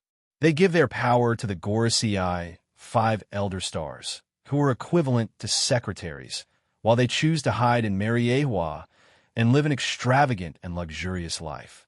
More than 99% of celestial dragons in Mariewa live like this. Califa felt a chill in her heart. Although Dustless doesn't look like a crazy person from his appearance, the nature of a celestial dragon is well known throughout the world. Extravagance and debauchery were the true portrayal of them, and cruelty was their style of living. Have you thought about it now? Squinting his eyes, Dustless jokingly looked at Califa, whose mouth was twitching and fists clenched, and said with a smile, "This is the nature of the world where the strong prey on the weak. If you are exploited, you can only blame yourself for being too weak. Didn't Lucci once say that being weak is also a sin?" Dustless came and waited for Califa's choice. A wise man submits to circumstances. Such a quick-witted woman should know the simple meaning. After a long silence, Califa could only bow her head and admit defeat. She immediately opened the black notepad in her hand. "Mr. Garp seems to have gone to impel down. I didn't know that you respected Garp." Hearing the word Mr. in Califa's tone, Dustless was quite surprised. Impel down. A few days ago, Fire Fist Ace was safely locked up in Impel Down. If I'm not mistaken, Garp went to see Ace. After all, they haven't seen each other for many years. It's normal to talk about the old days. Califa explained. She didn't know the relationship between Fire Fist Ace and Dustless, but these days as secretary, she came into contact with a lot of secrets that she didn't know in the past. Is it really that simple? Frowning slightly, Dustless's eyes were filled with doubts. It's not that he doubts Garp. It's normal to look at his grandson who was imprisoned, but Dustless always felt that there was a different meaning. Everyone knows that Garp values feelings. You doubt Mr. Garp? He is the hero of the Marine. Califa said with dissatisfaction, with some worship in her eyes. Dustless glanced at Califa and sighed. Garp was indeed loyal to the Marine, but if he had to choose between his family and the Marine, it was still unknown which side Garp would choose. Rewinding his thoughts, Dustless still clearly remembered that during the War of the Roofs in the future, Garp had deliberately gone easy on him. In the end, he was sent flying by Monchi D. Luffy's punch. It wasn't that Luffy was stronger than Garp, but he did it on purpose. Garp didn't want to see Ace executed, so he let Luffy go. Otherwise, with Luffy's performance during the war, even 10 Luffys combined wouldn't be Garp's match. 2 days later, there were a lot of Marlin. Rumble, rumble. Dustless, who was resting with his eyes closed, suddenly opened his eyes and looked at the den mushi on the table. His face was filled with doubt. The purple den mushi was frightened. "What's the matter?" Dustless put the den mushi to his mouth and asked indifferently. Boom, boom, boom. On the other side of the den mushi, there was a roar, accompanied by sharp screams and vibrations. It should be a type of artillery bombardment, and he could clearly hear the sounds of battle. "Virgo, what's the matter?" Virgo, one of Doflamingo's men, used the den mushi to communicate with Dustless. At this moment, his voice was anxious and a little flustered. "A large number of pirates are attacking the G5 base, and we can't hold it anymore." His heavy and hoarse voice was filled with unprecedented caution, and it gave people the feeling that he was already half a step into hell. A large number of pirates? Hearing this, Dustless's eyes flashed with suspicion. Virgo's strength is extraordinary. He can use Busashoka Haki all over his body. His strength is amazing. Although he is only a Marine Vice Admiral, his real strength is far beyond an ordinary Vice Admiral. Which pirate group dares to openly attack a Marine base? Their courage is not small. Dustless asked coldly. This, Virgo's face flashed with embarrassment and immediately said helplessly, I don't know the specifics. These people don't seem to be from the same pirate group, but their strength is extremely amazing. I'll be right there. After that, Dustless turned off the Den Mushi. After tidying up his clothes, when he was about to reinforce the G5 base, several Den Mushi on the table rang again. Not only Dustless, but also in the offices of Akiji, Kizaru, and Akainu. All the Den Mushi rang, and the content was surprisingly the same. They were all under attack by powerful pirates and couldn't wait to ask for help. All the Marine bases in the New World were under deadly attack almost at the same time. The entire Marine headquarters was jumping up and down, and high-level combat power was constantly dispatched. Even Garp, who went out to visit the prison, was called back by Sengoku. Such an embarrassing situation suddenly happened, and the entire Marine was busy like ants on a hot pan. Although Sengoku made preparation for the first time, there were still many Marine bases being occupied and destroyed. The pirates of the world suddenly united together, and this time they went out unexpectedly, and their purpose was very simple. At the same time, they attacked the Marine headquarters.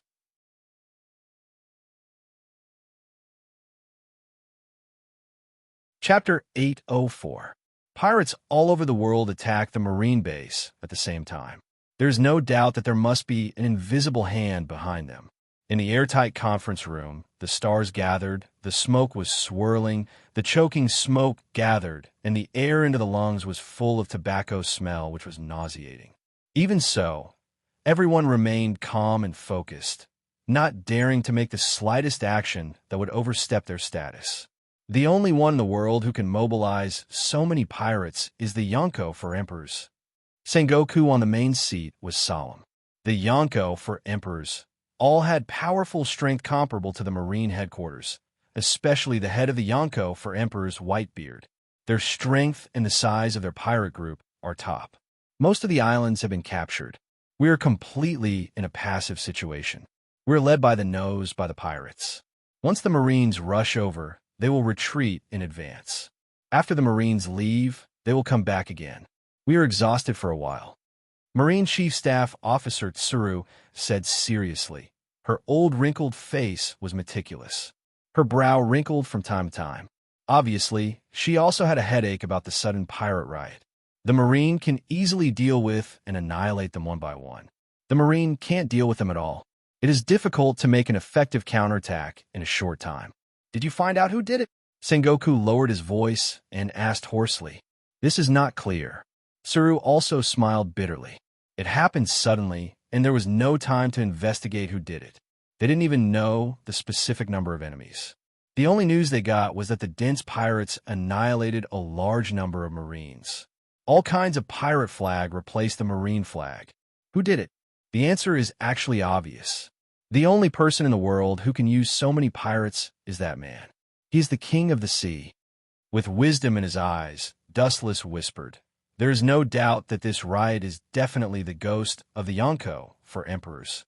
Big Mom and 100 Beast Kaido, including Red Hair Shanks, it's impossible.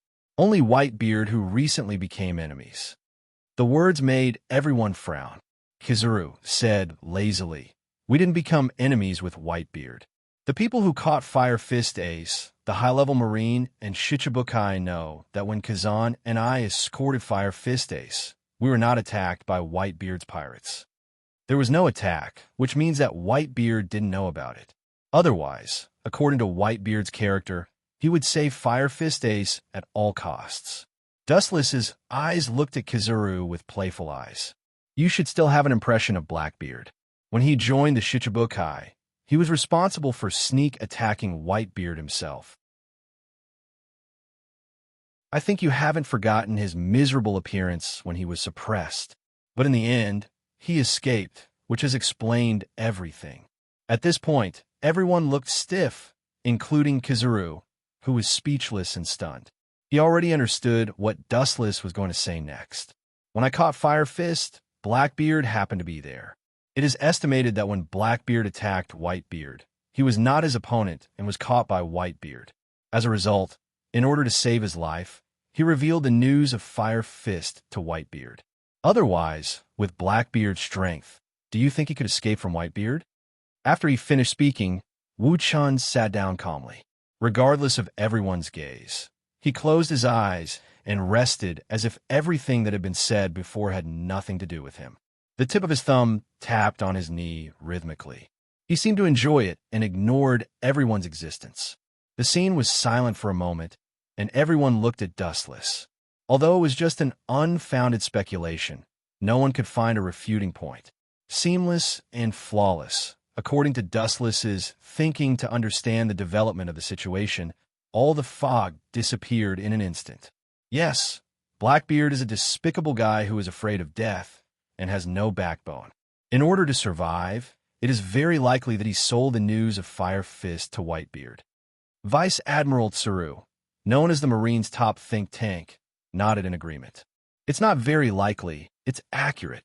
Sengoku lowered the brim of his hat to hide his murderous face, and the cold light in his eyes made his glasses covered with a thick layer of frost. When Blackbeard joined Shichibukai, he didn't have good intentions, but the 5 Elder Stars nodded and agreed.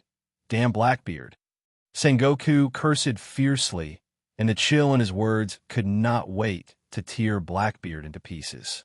He calculated his whole life, but he didn't expect to be calculated by this younger generation. In the end, Sengoku's heart was burning. Should we revoke his position as Shichibukai now? The silent Akiji asked. It's not necessary at all. Sneering, Wu Chen's eyes flashed with ruthless light. Blackbeard and Whitebeard are as deep as the sea. We can temporarily use him to deal with Whitebeard. Give him a taste of his own medicine. That kid will definitely agree. Are you sure? Sengoku asked suspiciously. Blackbeard is as cunning as a mouse. It is impossible for him to be so easily fooled. It's not certain. It's inevitable. No one can stop it. They are destined to be enemies. Hearing this, Dustless was very sure. Blackbeard's desire for Tremor fruit, Gura no Mi. He knew better than anyone else. For Tremor fruit, Gura no Mi, Blackbeard will definitely take risks to deal with Whitebeard.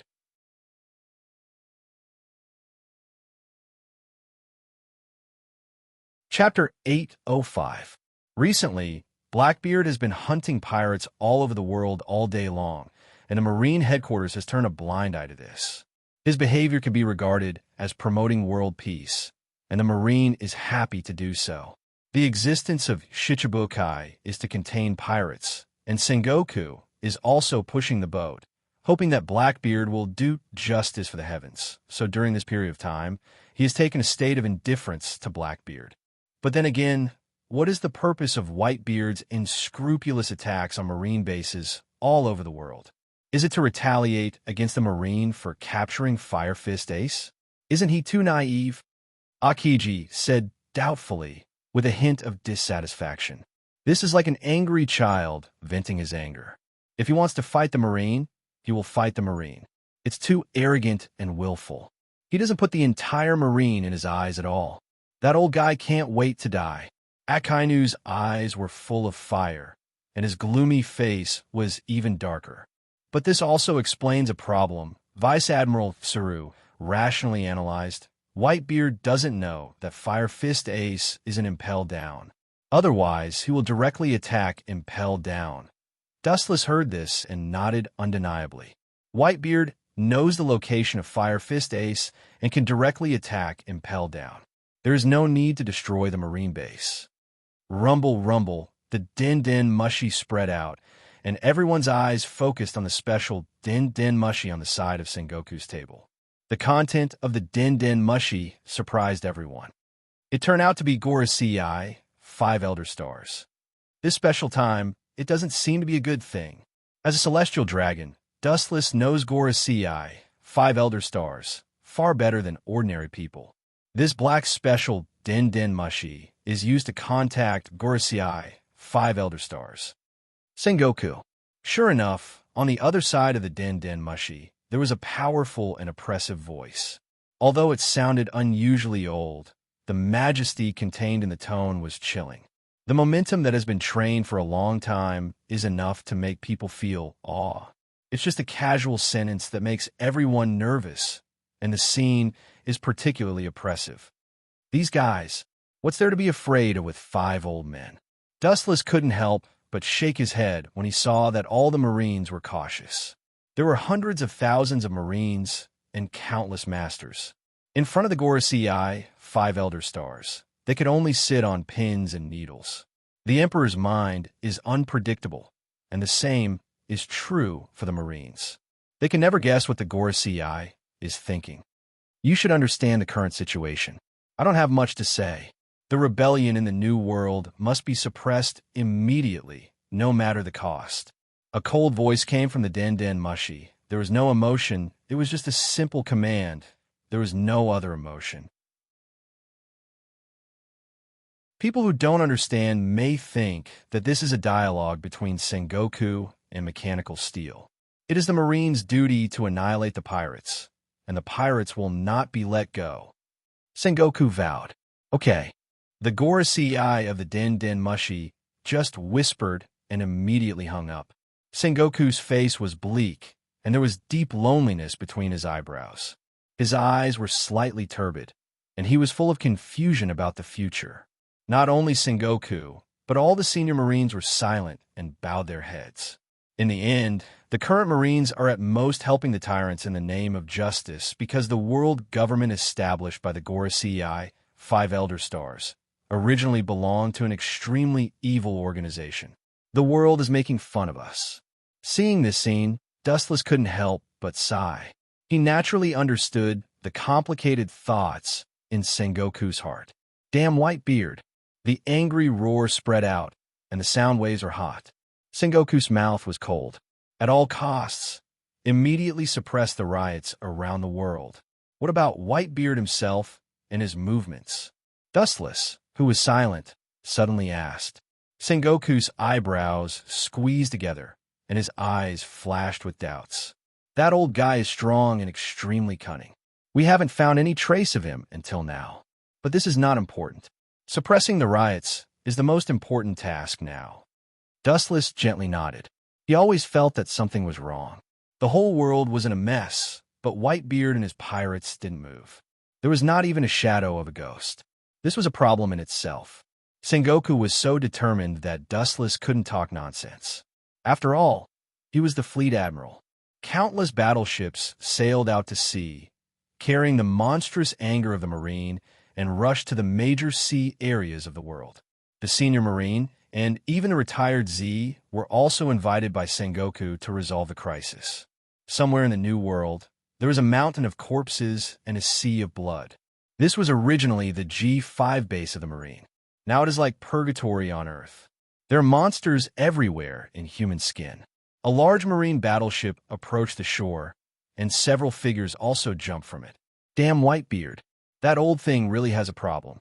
His purpose is not to retaliate against the Marine. Dustless looked at the bloody island and understood the purpose of Whitebeard.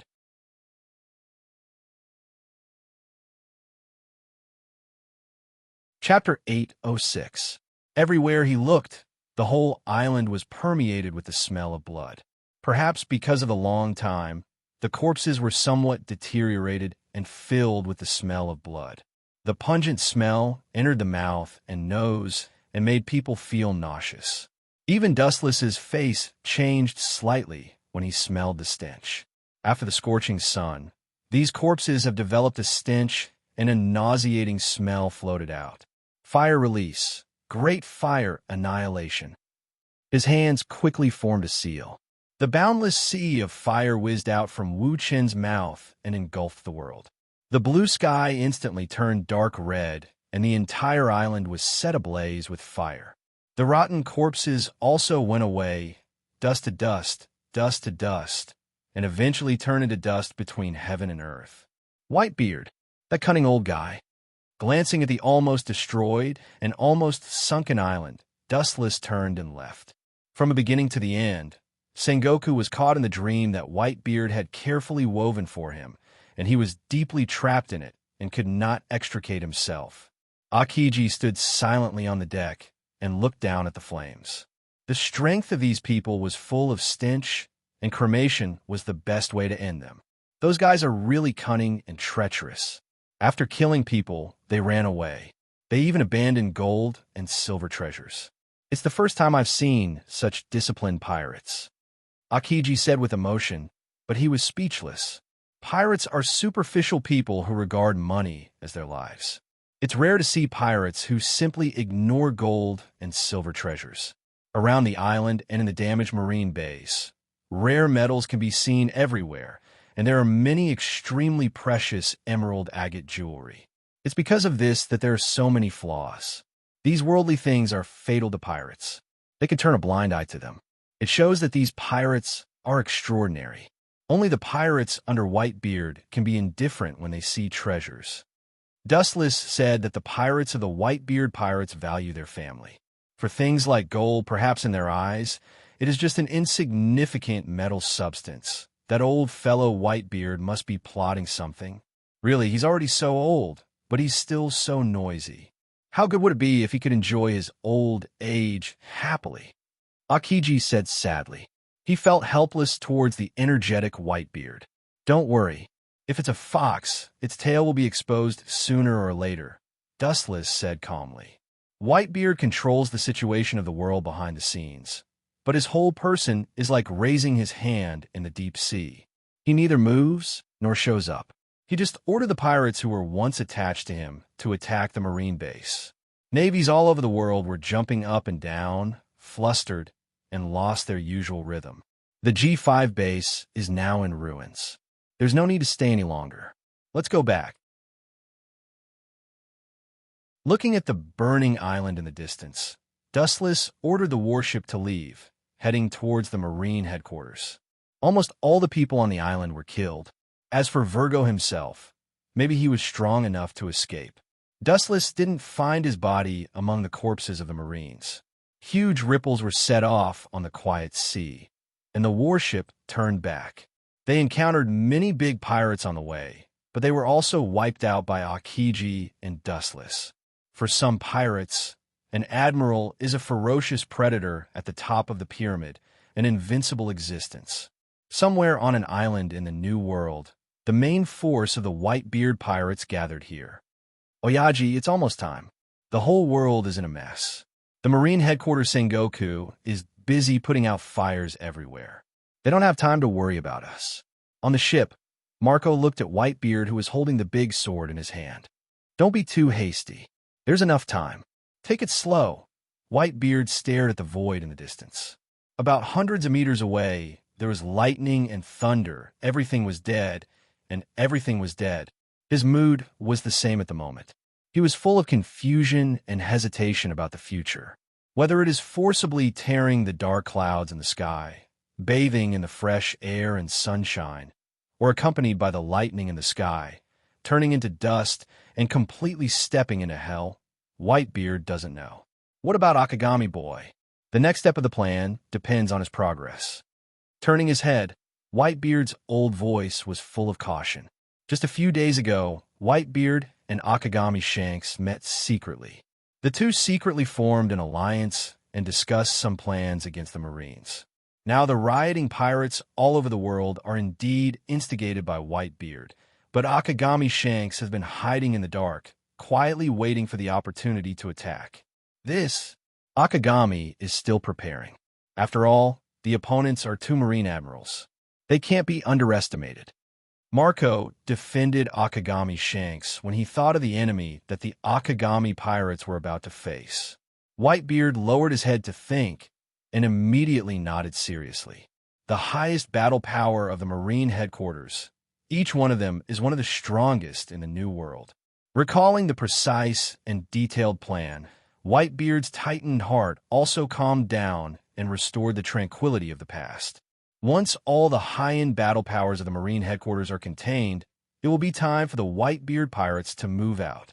Like a sharp knife, he will stab the throat of the Marines and give them a fatal blow.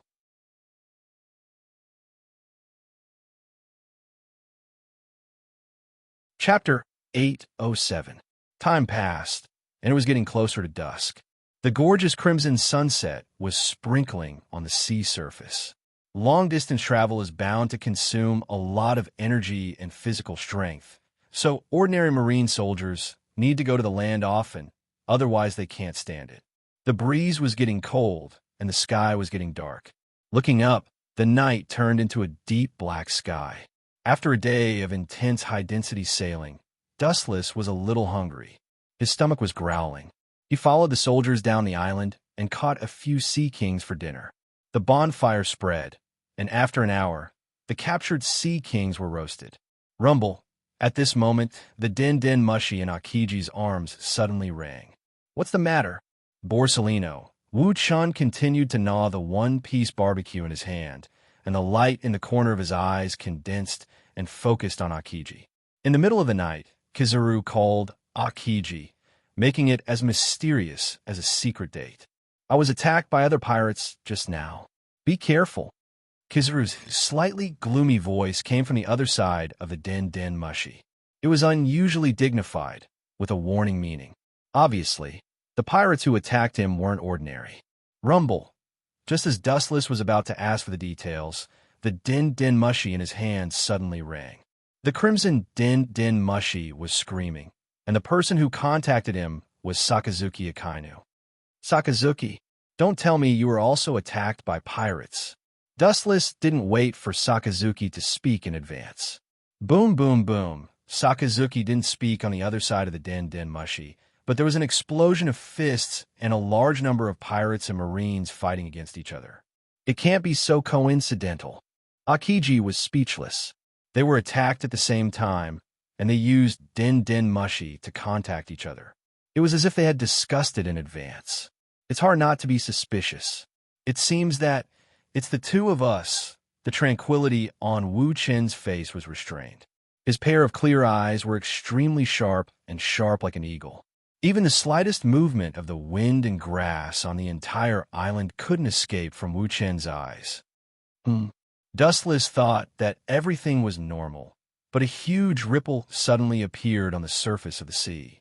Even though it was cleverly hidden under the dark night sky, it still couldn't escape Dustless's eyes. Not only him, but also Akiji, as well as many other Marines, saw it clearly. "I can't wait any longer. It's finally my turn. To be honest, I'm looking forward to it." He dares to attack two admirals at the same time. I'm really curious about the level of the opponent. Akiji's eyes were shining, and his tone was filled with anticipation. I'm curious as well. Wu Chen also nodded with Akiji and immediately looked cold, revealing a strong killing intent. But I'm more concerned about what kind of death squad Whitebeard, who has always regarded pirates as his own, will send to die. Whitebeard's sentimental and righteous nature was well known throughout the world. At the very least, he should be the captain of some division. Akiji guessed after hearing this. No matter how many small fries there were, it would not change the essence. If they wanted to compete with the admiral, only captains could do it. Of course, it's only a competition. Compared with the captains of the Whitebeard pirates, the admiral is still slightly better.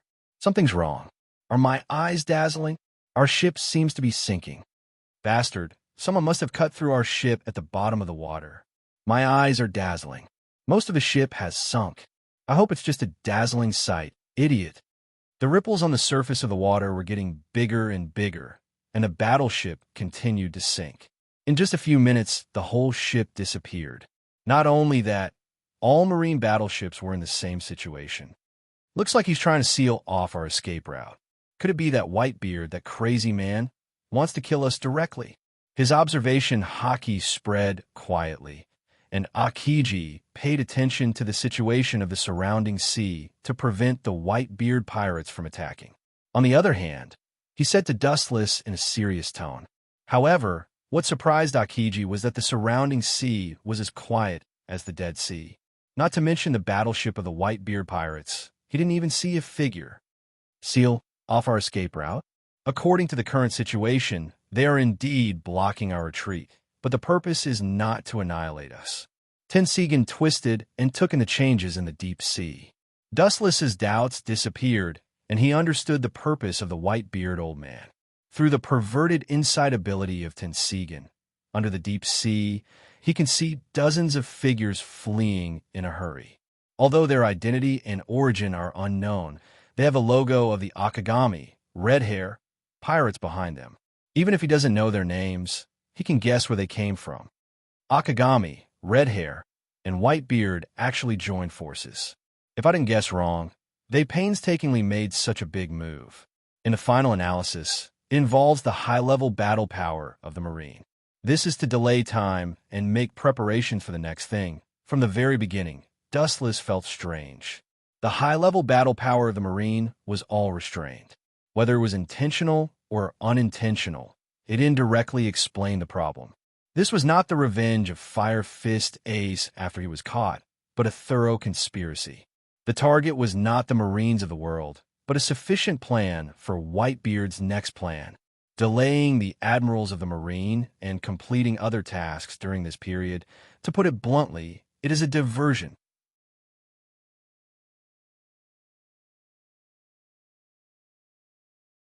Chapter 808. Thousands of doubts disappeared with the wind, and Dustless also understood Whitebeard's intentions. Revenge on the Marines was just a diversion to attract the attention of the Marines until the Marines all over the world were busy. Then he could implement the plan with peace of mind. Ice Age. Akiji jumped up, and his arms shot out thick ice, and in an instant, the entire sea was frozen, and the biting cold penetrated the oppression of death and despair. Not to mention being frozen directly. Even if you take a breath of cold air, ice will condense in your nostrils. Although I don't know who you are, if you are attacked by Ice Age, you will sleep in the deep sea forever. Akiji breathed a sigh of relief. Although he was not as extreme as Akainu, it was impossible for him to let the pirates escape. It would be best if he could catch them alive. If not, he could only kill them. Kazan, you'll be disappointed this time. The guys on the bottom of the sea are not ordinary people. Dustless said with a little teasing tone. Ice Age is one of my strongest moves. Even if Whitebeard himself is hit by it, he will definitely be seriously injured. Akiji said affirmatively, full of confidence. Of course, but that's if it hits. What if it doesn't hit? Taking a deep look at Akiji, Dustless said meaningfully. Is it possible that they have a backup under the sea and escape the attack of Ice Age? Akiji said gloomily. Dustless nodded undeniably. The pirates who sank their battleship were prepared in advance. Akiji's face was stiff, and his observation haki spread out, and the situation under the sea was clear. He found that Ice Age did not bury this group of people, and they were all dexterously avoided. At the moment, he clenched his fists like a nervous reflex. This time he was tricked. Through the perverted vision of Tensigan, Dustless could clearly see the situation under the sea. Several coated ships were moving quietly under the sea, and the skeleton flag on the pirate ship was the Whitebeard pirates, but it was Red Hair Shanks who did it. This group of guys, pirates have such a rigorous style of doing things, and they are very different from those pirates. No wonder they are the Yonko for emperors. With a touch of pity, Akiji said with emotion. Most of the top talents in this sea seem to have joined the extreme industry of One Piece. We messed up the mission this time. The ship was sunk, and we didn't catch the pirates. Not only that, Akiji shrugged and smiled bitterly. All the navies were sallow and emaciated. Not only that, I'm afraid that this time we have to ask the fleet admiral to send a ship to pick us up. It's a mistake. All the warships have sunk, and if they want to return to Melindo, they must be picked up by the warring states. Marshall can't avoid a scolding, rubbing his temples in distress.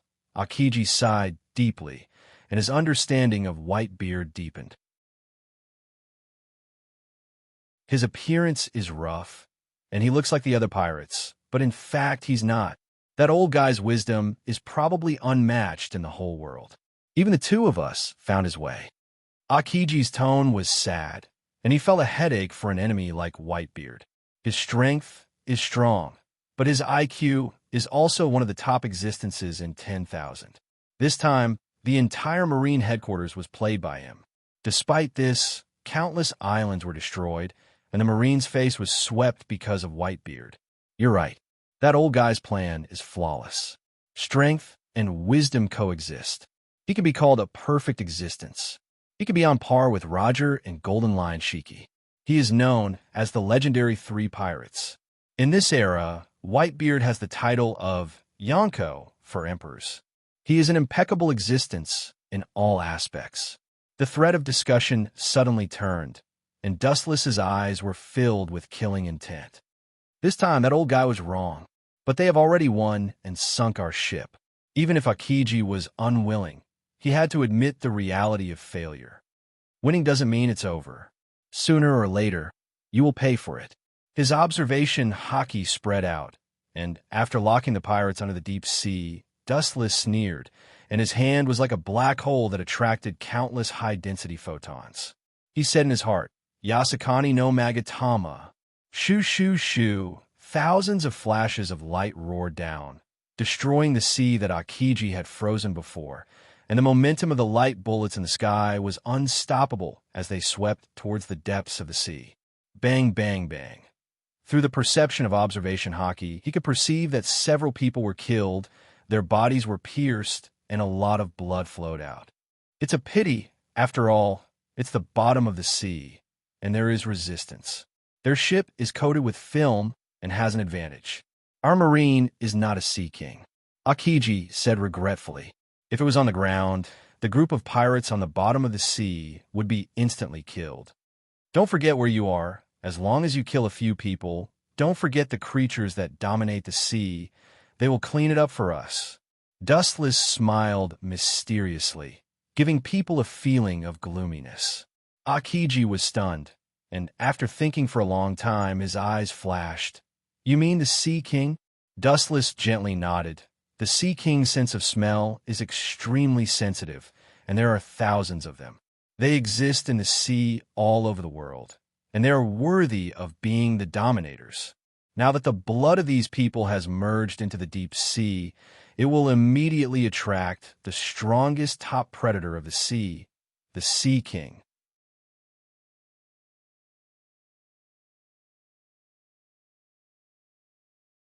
Chapter 809. At this time, everyone outside the door was in disbelief, because a long time had passed and many cigarettes had been lit. In KK's eyes, there was a hint of worry. He frowned and said, that guy can really do it. Nothing has happened after so long. How'd he do it? Is he crazy? As soon as he finished speaking, Klaus was also very suspicious. He frowned and took a deep breath. For a moment, his eyes were filled with suspicion. He said strangely, I didn't know that he could hold on for so long. It's really incredible. I didn't expect him to be able to do it to this extent. How'd he do it? How is that possible? How could he last for so long? That kind of terrifying game is not something a human can play. How could he do it? It's simply impossible. Ulshikov said, how did he do it? How could he last for so long? That kind of terrifying game is not something a human can play. As soon as he finished speaking, everyone felt that it was unbelievable. Stephen frowned and said curiously, generally speaking, a normal human can't play that kind of game, right? Klaus shook his head and took a deep breath. He said, I don't know. I don't know much about Dustless. I only know that he shouldn't lose to that guy. At this time, Dustless's forehead was full of sweat. His eyes were full of surprise. He looked at the old guy in front of him and couldn't help but feel a little nervous. He gritted his teeth and said, You're really strong, old guy. It's been a full 9 hours now.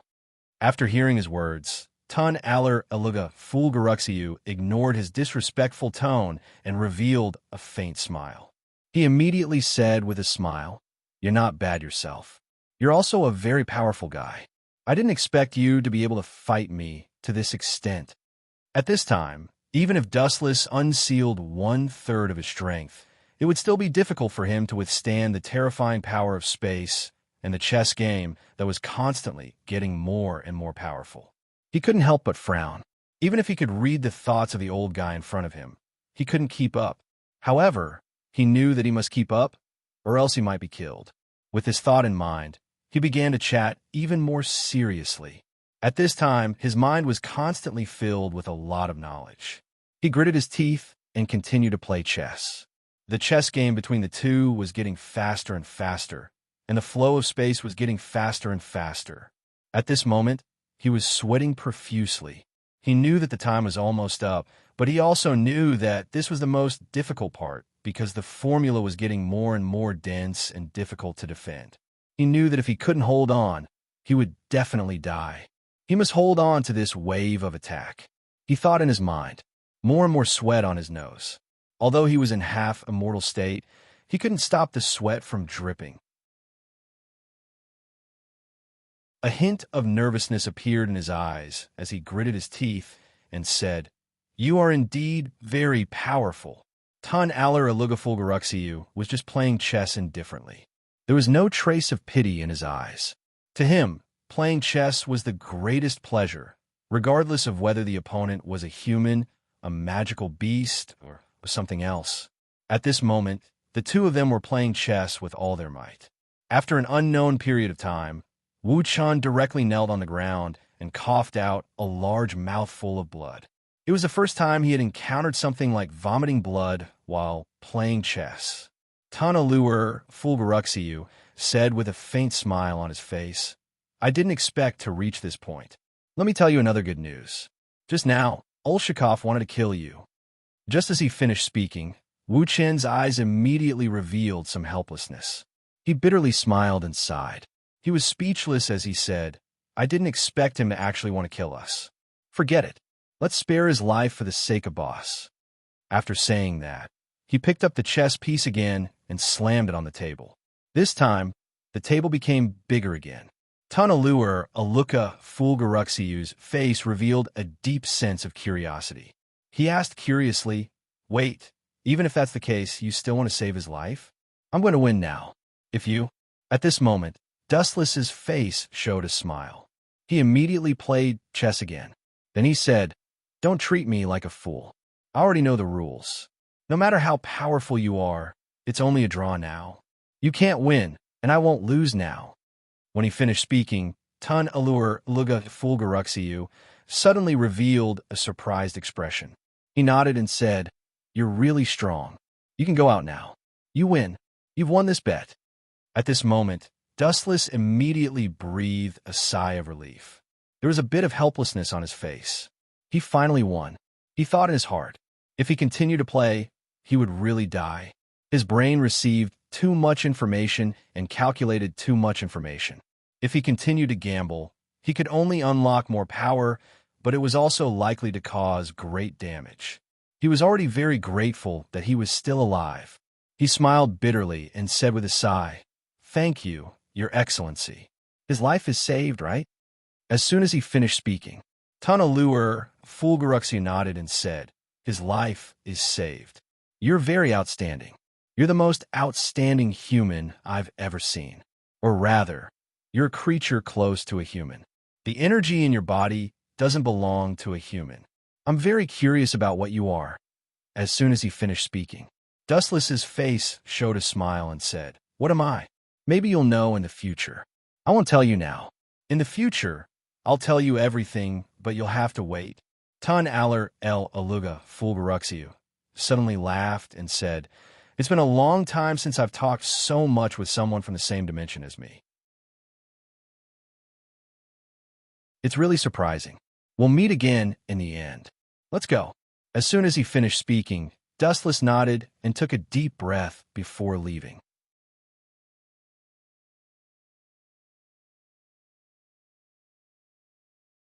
Chapter 8:10. Sea kings have an amazing sense of smell and are extremely sensitive to the smell of blood. As long as the blood drips into the sea, they will instinctively hunt for prey. Under the deep sea, once attacked by a large number of sea kings, even if Whitebeard comes in person, he won't be able to escape. This is completely a hopeless situation. This is their own fault. They didn't go to you, but they came to us to die. Akiji smiled. These hateful pirates sank their battleship, and they deserved it. Pa, pa, pa. A few minutes later, huge ripples suddenly appeared on the calm water surface, and huge waves hit the shore, and the sound of the water washed the reef on the beach. Under the supervision of the Tensigan, he could clearly see countless black shadows gathering together. No wonder ancient weapons are known as weapons that can end the world. They deserve their reputation. Strange ripples appeared in his pupils. In the depths of the sea, the enormous sea kings that had gathered after smelling the scent of blood were at least 700 to 800 meters in size. There were even colossal creatures that were 3,000 to 4,000 meters in size. Imagine how terrible the consequences would be if one day a person had the ability to control the sea kings of the world. Ka ka ka.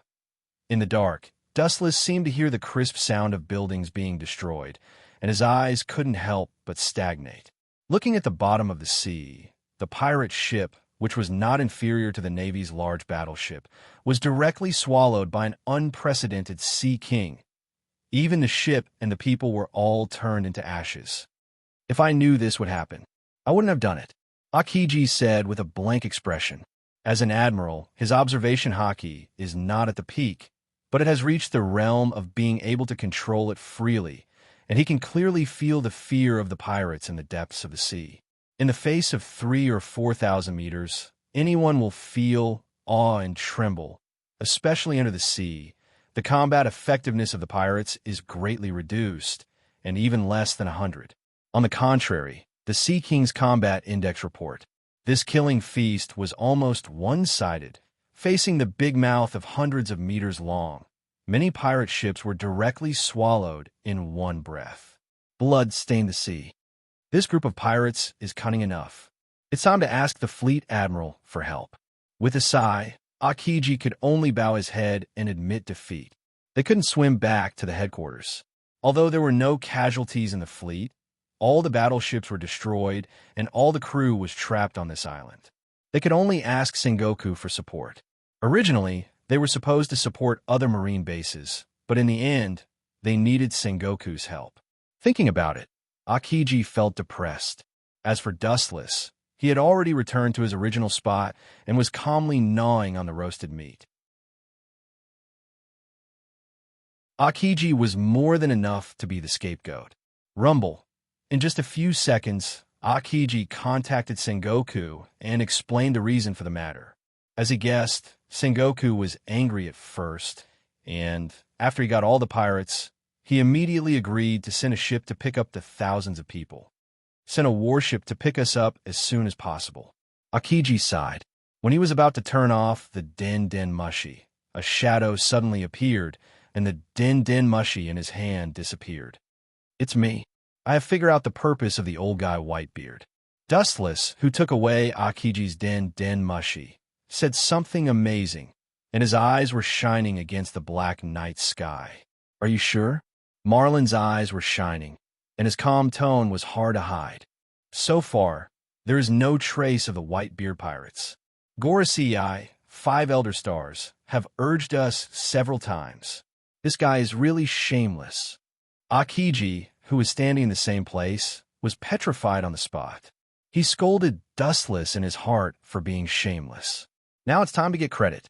It's strange that there is a trace of the Whitebeard pirates. He is currently waiting for an opportunity. He let his pirates attack in large numbers just to attract the top battle power of the Marine. After we are tired of dealing with it, he will wait for an opportunity to make a move. Wu Chun said resolutely, his tone revealing an indomitable determination. And the people who just sank our battleship were also involved in the Akagami, red hair, pirates. Sengoku's eyebrows were tightly wrinkled, and his heart was in his throat.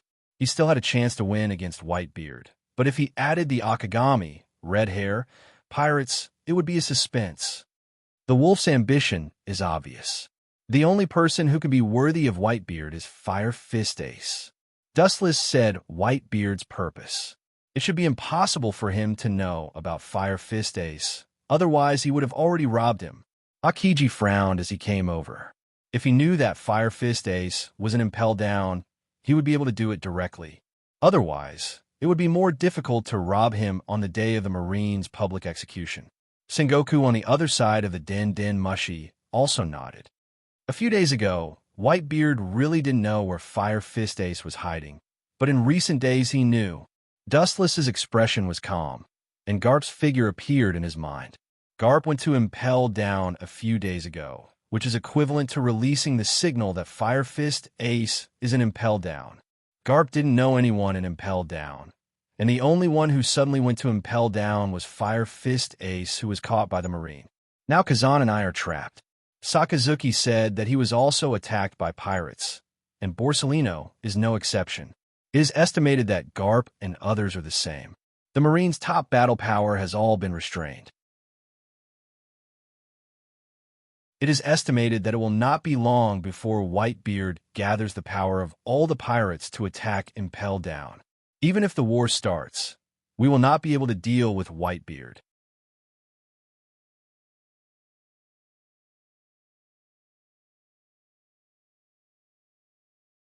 Chapter 811. Now Kazan and I are trapped. Sakazuki said that he was also attacked by pirates, and Borsellino is no exception. It is estimated that Garp and others are also in the same situation. The Marine's top fighting power has all been restrained. It will not be long before Whitebeard will gather all the power of the pirates to attack Impel Down. Even if the war starts, we will not be able to deal with Whitebeard. Wu Chun analyzed with a look of shrewdness, and the tone he revealed was correct. Sengoku's expression was stiff when he heard this. After a moment of contemplation, his expression changed sharply. His whole body trembled slightly. It was as if someone poured cold water on him. Akiji was the same. Although his expression was not as exaggerated as Sengoku, he also felt that the world in front of him was dark, and the future road was dark. If it is really what Dustless guessed, Impel Down will definitely be broken by Whitebeard. This should just be your personal conjecture. Whitebeard shouldn't be that smart. Akiji said with an ugly face. His uncertain tone gave people the feeling that he was deceiving himself. Thinking about it, their strength is terrifying and unprecedented. If their IQ is high, their calculations are unparalleled, and they are interlinked, then the Marines are not far from death. The heavens were too unfair. No, Kazan, you don't know Whitebeard. I know him. He is that kind of cunning man. There is no such thing as the most cunning, only more cunning. On the other side of the Den Den Mushi, Fleet Admiral Sengoku roared. Obviously, he now realized that something was wrong. Others may not be so smart, but Whitebeard was an exception. This old guy's wisdom was extraordinary. He could roam the sea for decades without being caught. Whether it was the former Roger or the Golden Lion Shiki, they were all wandering around the world. Only Whitebeard was living so comfortably now, jumping out to discuss the Marines. I will now let Garp and Sakazuki go to reinforce Impel Down. Sengoku said. A while ago, he gave a military order to the Gorosei, 5 Elder Stars, to guarantee the safe execution of Fire Fist Ace. If he is rescued by Whitebeard, the entire Marine will be completely discredited. In the future, it will be difficult for him to raise his head in front of the 5 Honored Stars. He would inevitably become the laughing stock of the entire world. Marlin's numerous Sengoku immediately cut off their conversation with Dustless and began using the Den Den Mushi to contact Garp, Sakazuki, and Borsellino. I hope we can make it in time. Akiji breathed a sigh of relief. In time? This is just your wishful thinking. It is estimated that when our battleship sank, the Whitebeard pirates began to act. Dustless's words made Akiji break out in a cold sweat. Regardless of what Akiji thought, Dustless continued. Moreover, even if we can make it in time, no one can go there to support us. Isn't there still Garp and Sakazuki? I heard that Z-sensei is also on the move. Akiji smiled optimistically. I know, but you haven't considered who their enemy is. Dustless said solemnly. Among these people, Garp is undoubtedly the strongest so far. His strength is enough to rival the Yonko for emperors. Akainu, Borsellino, and Z are all admirals. Red Hair Shanks is joining forces with Whitebeard. Dustless reminded Akiji when he saw that Akiji was slightly confused. If he didn't guess wrong, Red Hair Shanks is responsible for containing Garp and Sakazuki, and of course, all his pirates. Although the Red Hair pirates are few in number, they are extremely outstanding. Therefore, the Marines want to reinforce Impel Down, but they are powerless. Now, no one can stop them. All the Marines' top battle powers are almost restrained. Those guys are really despicable. Akiji's face couldn't help but dim, and his spirit was very decadent. Rumble. At this moment, Dustless's Den Den Mushy suddenly rang. The Den Den Mushy's expression was furious. Obviously, Marin Sengoku was about to go berserk. Red Hair, that damn kid. I should have destroyed him at all costs. Sengoku's roar resounded throughout the Marine headquarters, and the lazy white clouds in the sky were evaporated by his flames. As Dustless guessed, Garp and Sakazuki, as well as Borsalino and Z, were all restrained by Akagami, Red Hair, pirates, with the help of other pirates from the New World. Dustless expressed his understanding of Sengoku's indignation. He was an insignificant pawn in the past, and now he has grown into a big problem. He must be regretting it. I expected this. Red Hair Shanks and Whitebeard always were the same pair of pants. This is also the result of Fire Fist Ace's particularity. Whitebeard is Roger's best friend and enemy, and Red Hair Shanks is Roger's crew. Roger is indebted to Red Hair, so it's reasonable for him to help Red Hair. All in all, the favorable situation is now all in favor of the pirates, and so is the scale of victory. It seems that Impel Down can't be defended. Sengoku's tone was pessimistic, full of endless emotion and loneliness, as if he was abandoned by the whole world. He and Whitebeard fought for a lifetime, and in the end, Whitebeard was slightly better. Fleet Admiral, you don't have to be so pessimistic. Everyone has one head and two arms. Whitebeard is not more special than us. He can use his brain to frame the Marines, and we could do the same to Whitebeard. The corners of Wu Chen's mouth curled into a strange smile, which was particularly horrifying. You're tuning into the Romance Rendezvous YouTube channel. We're so grateful for your support, and don't forget to subscribe to join us on this incredible journey through captivating stories. Your generosity through donations truly makes a world of difference, as it's the primary source of revenue that allows me to expand and enhance this channel for you. Thank you from the bottom of my heart for being a part of this adventure.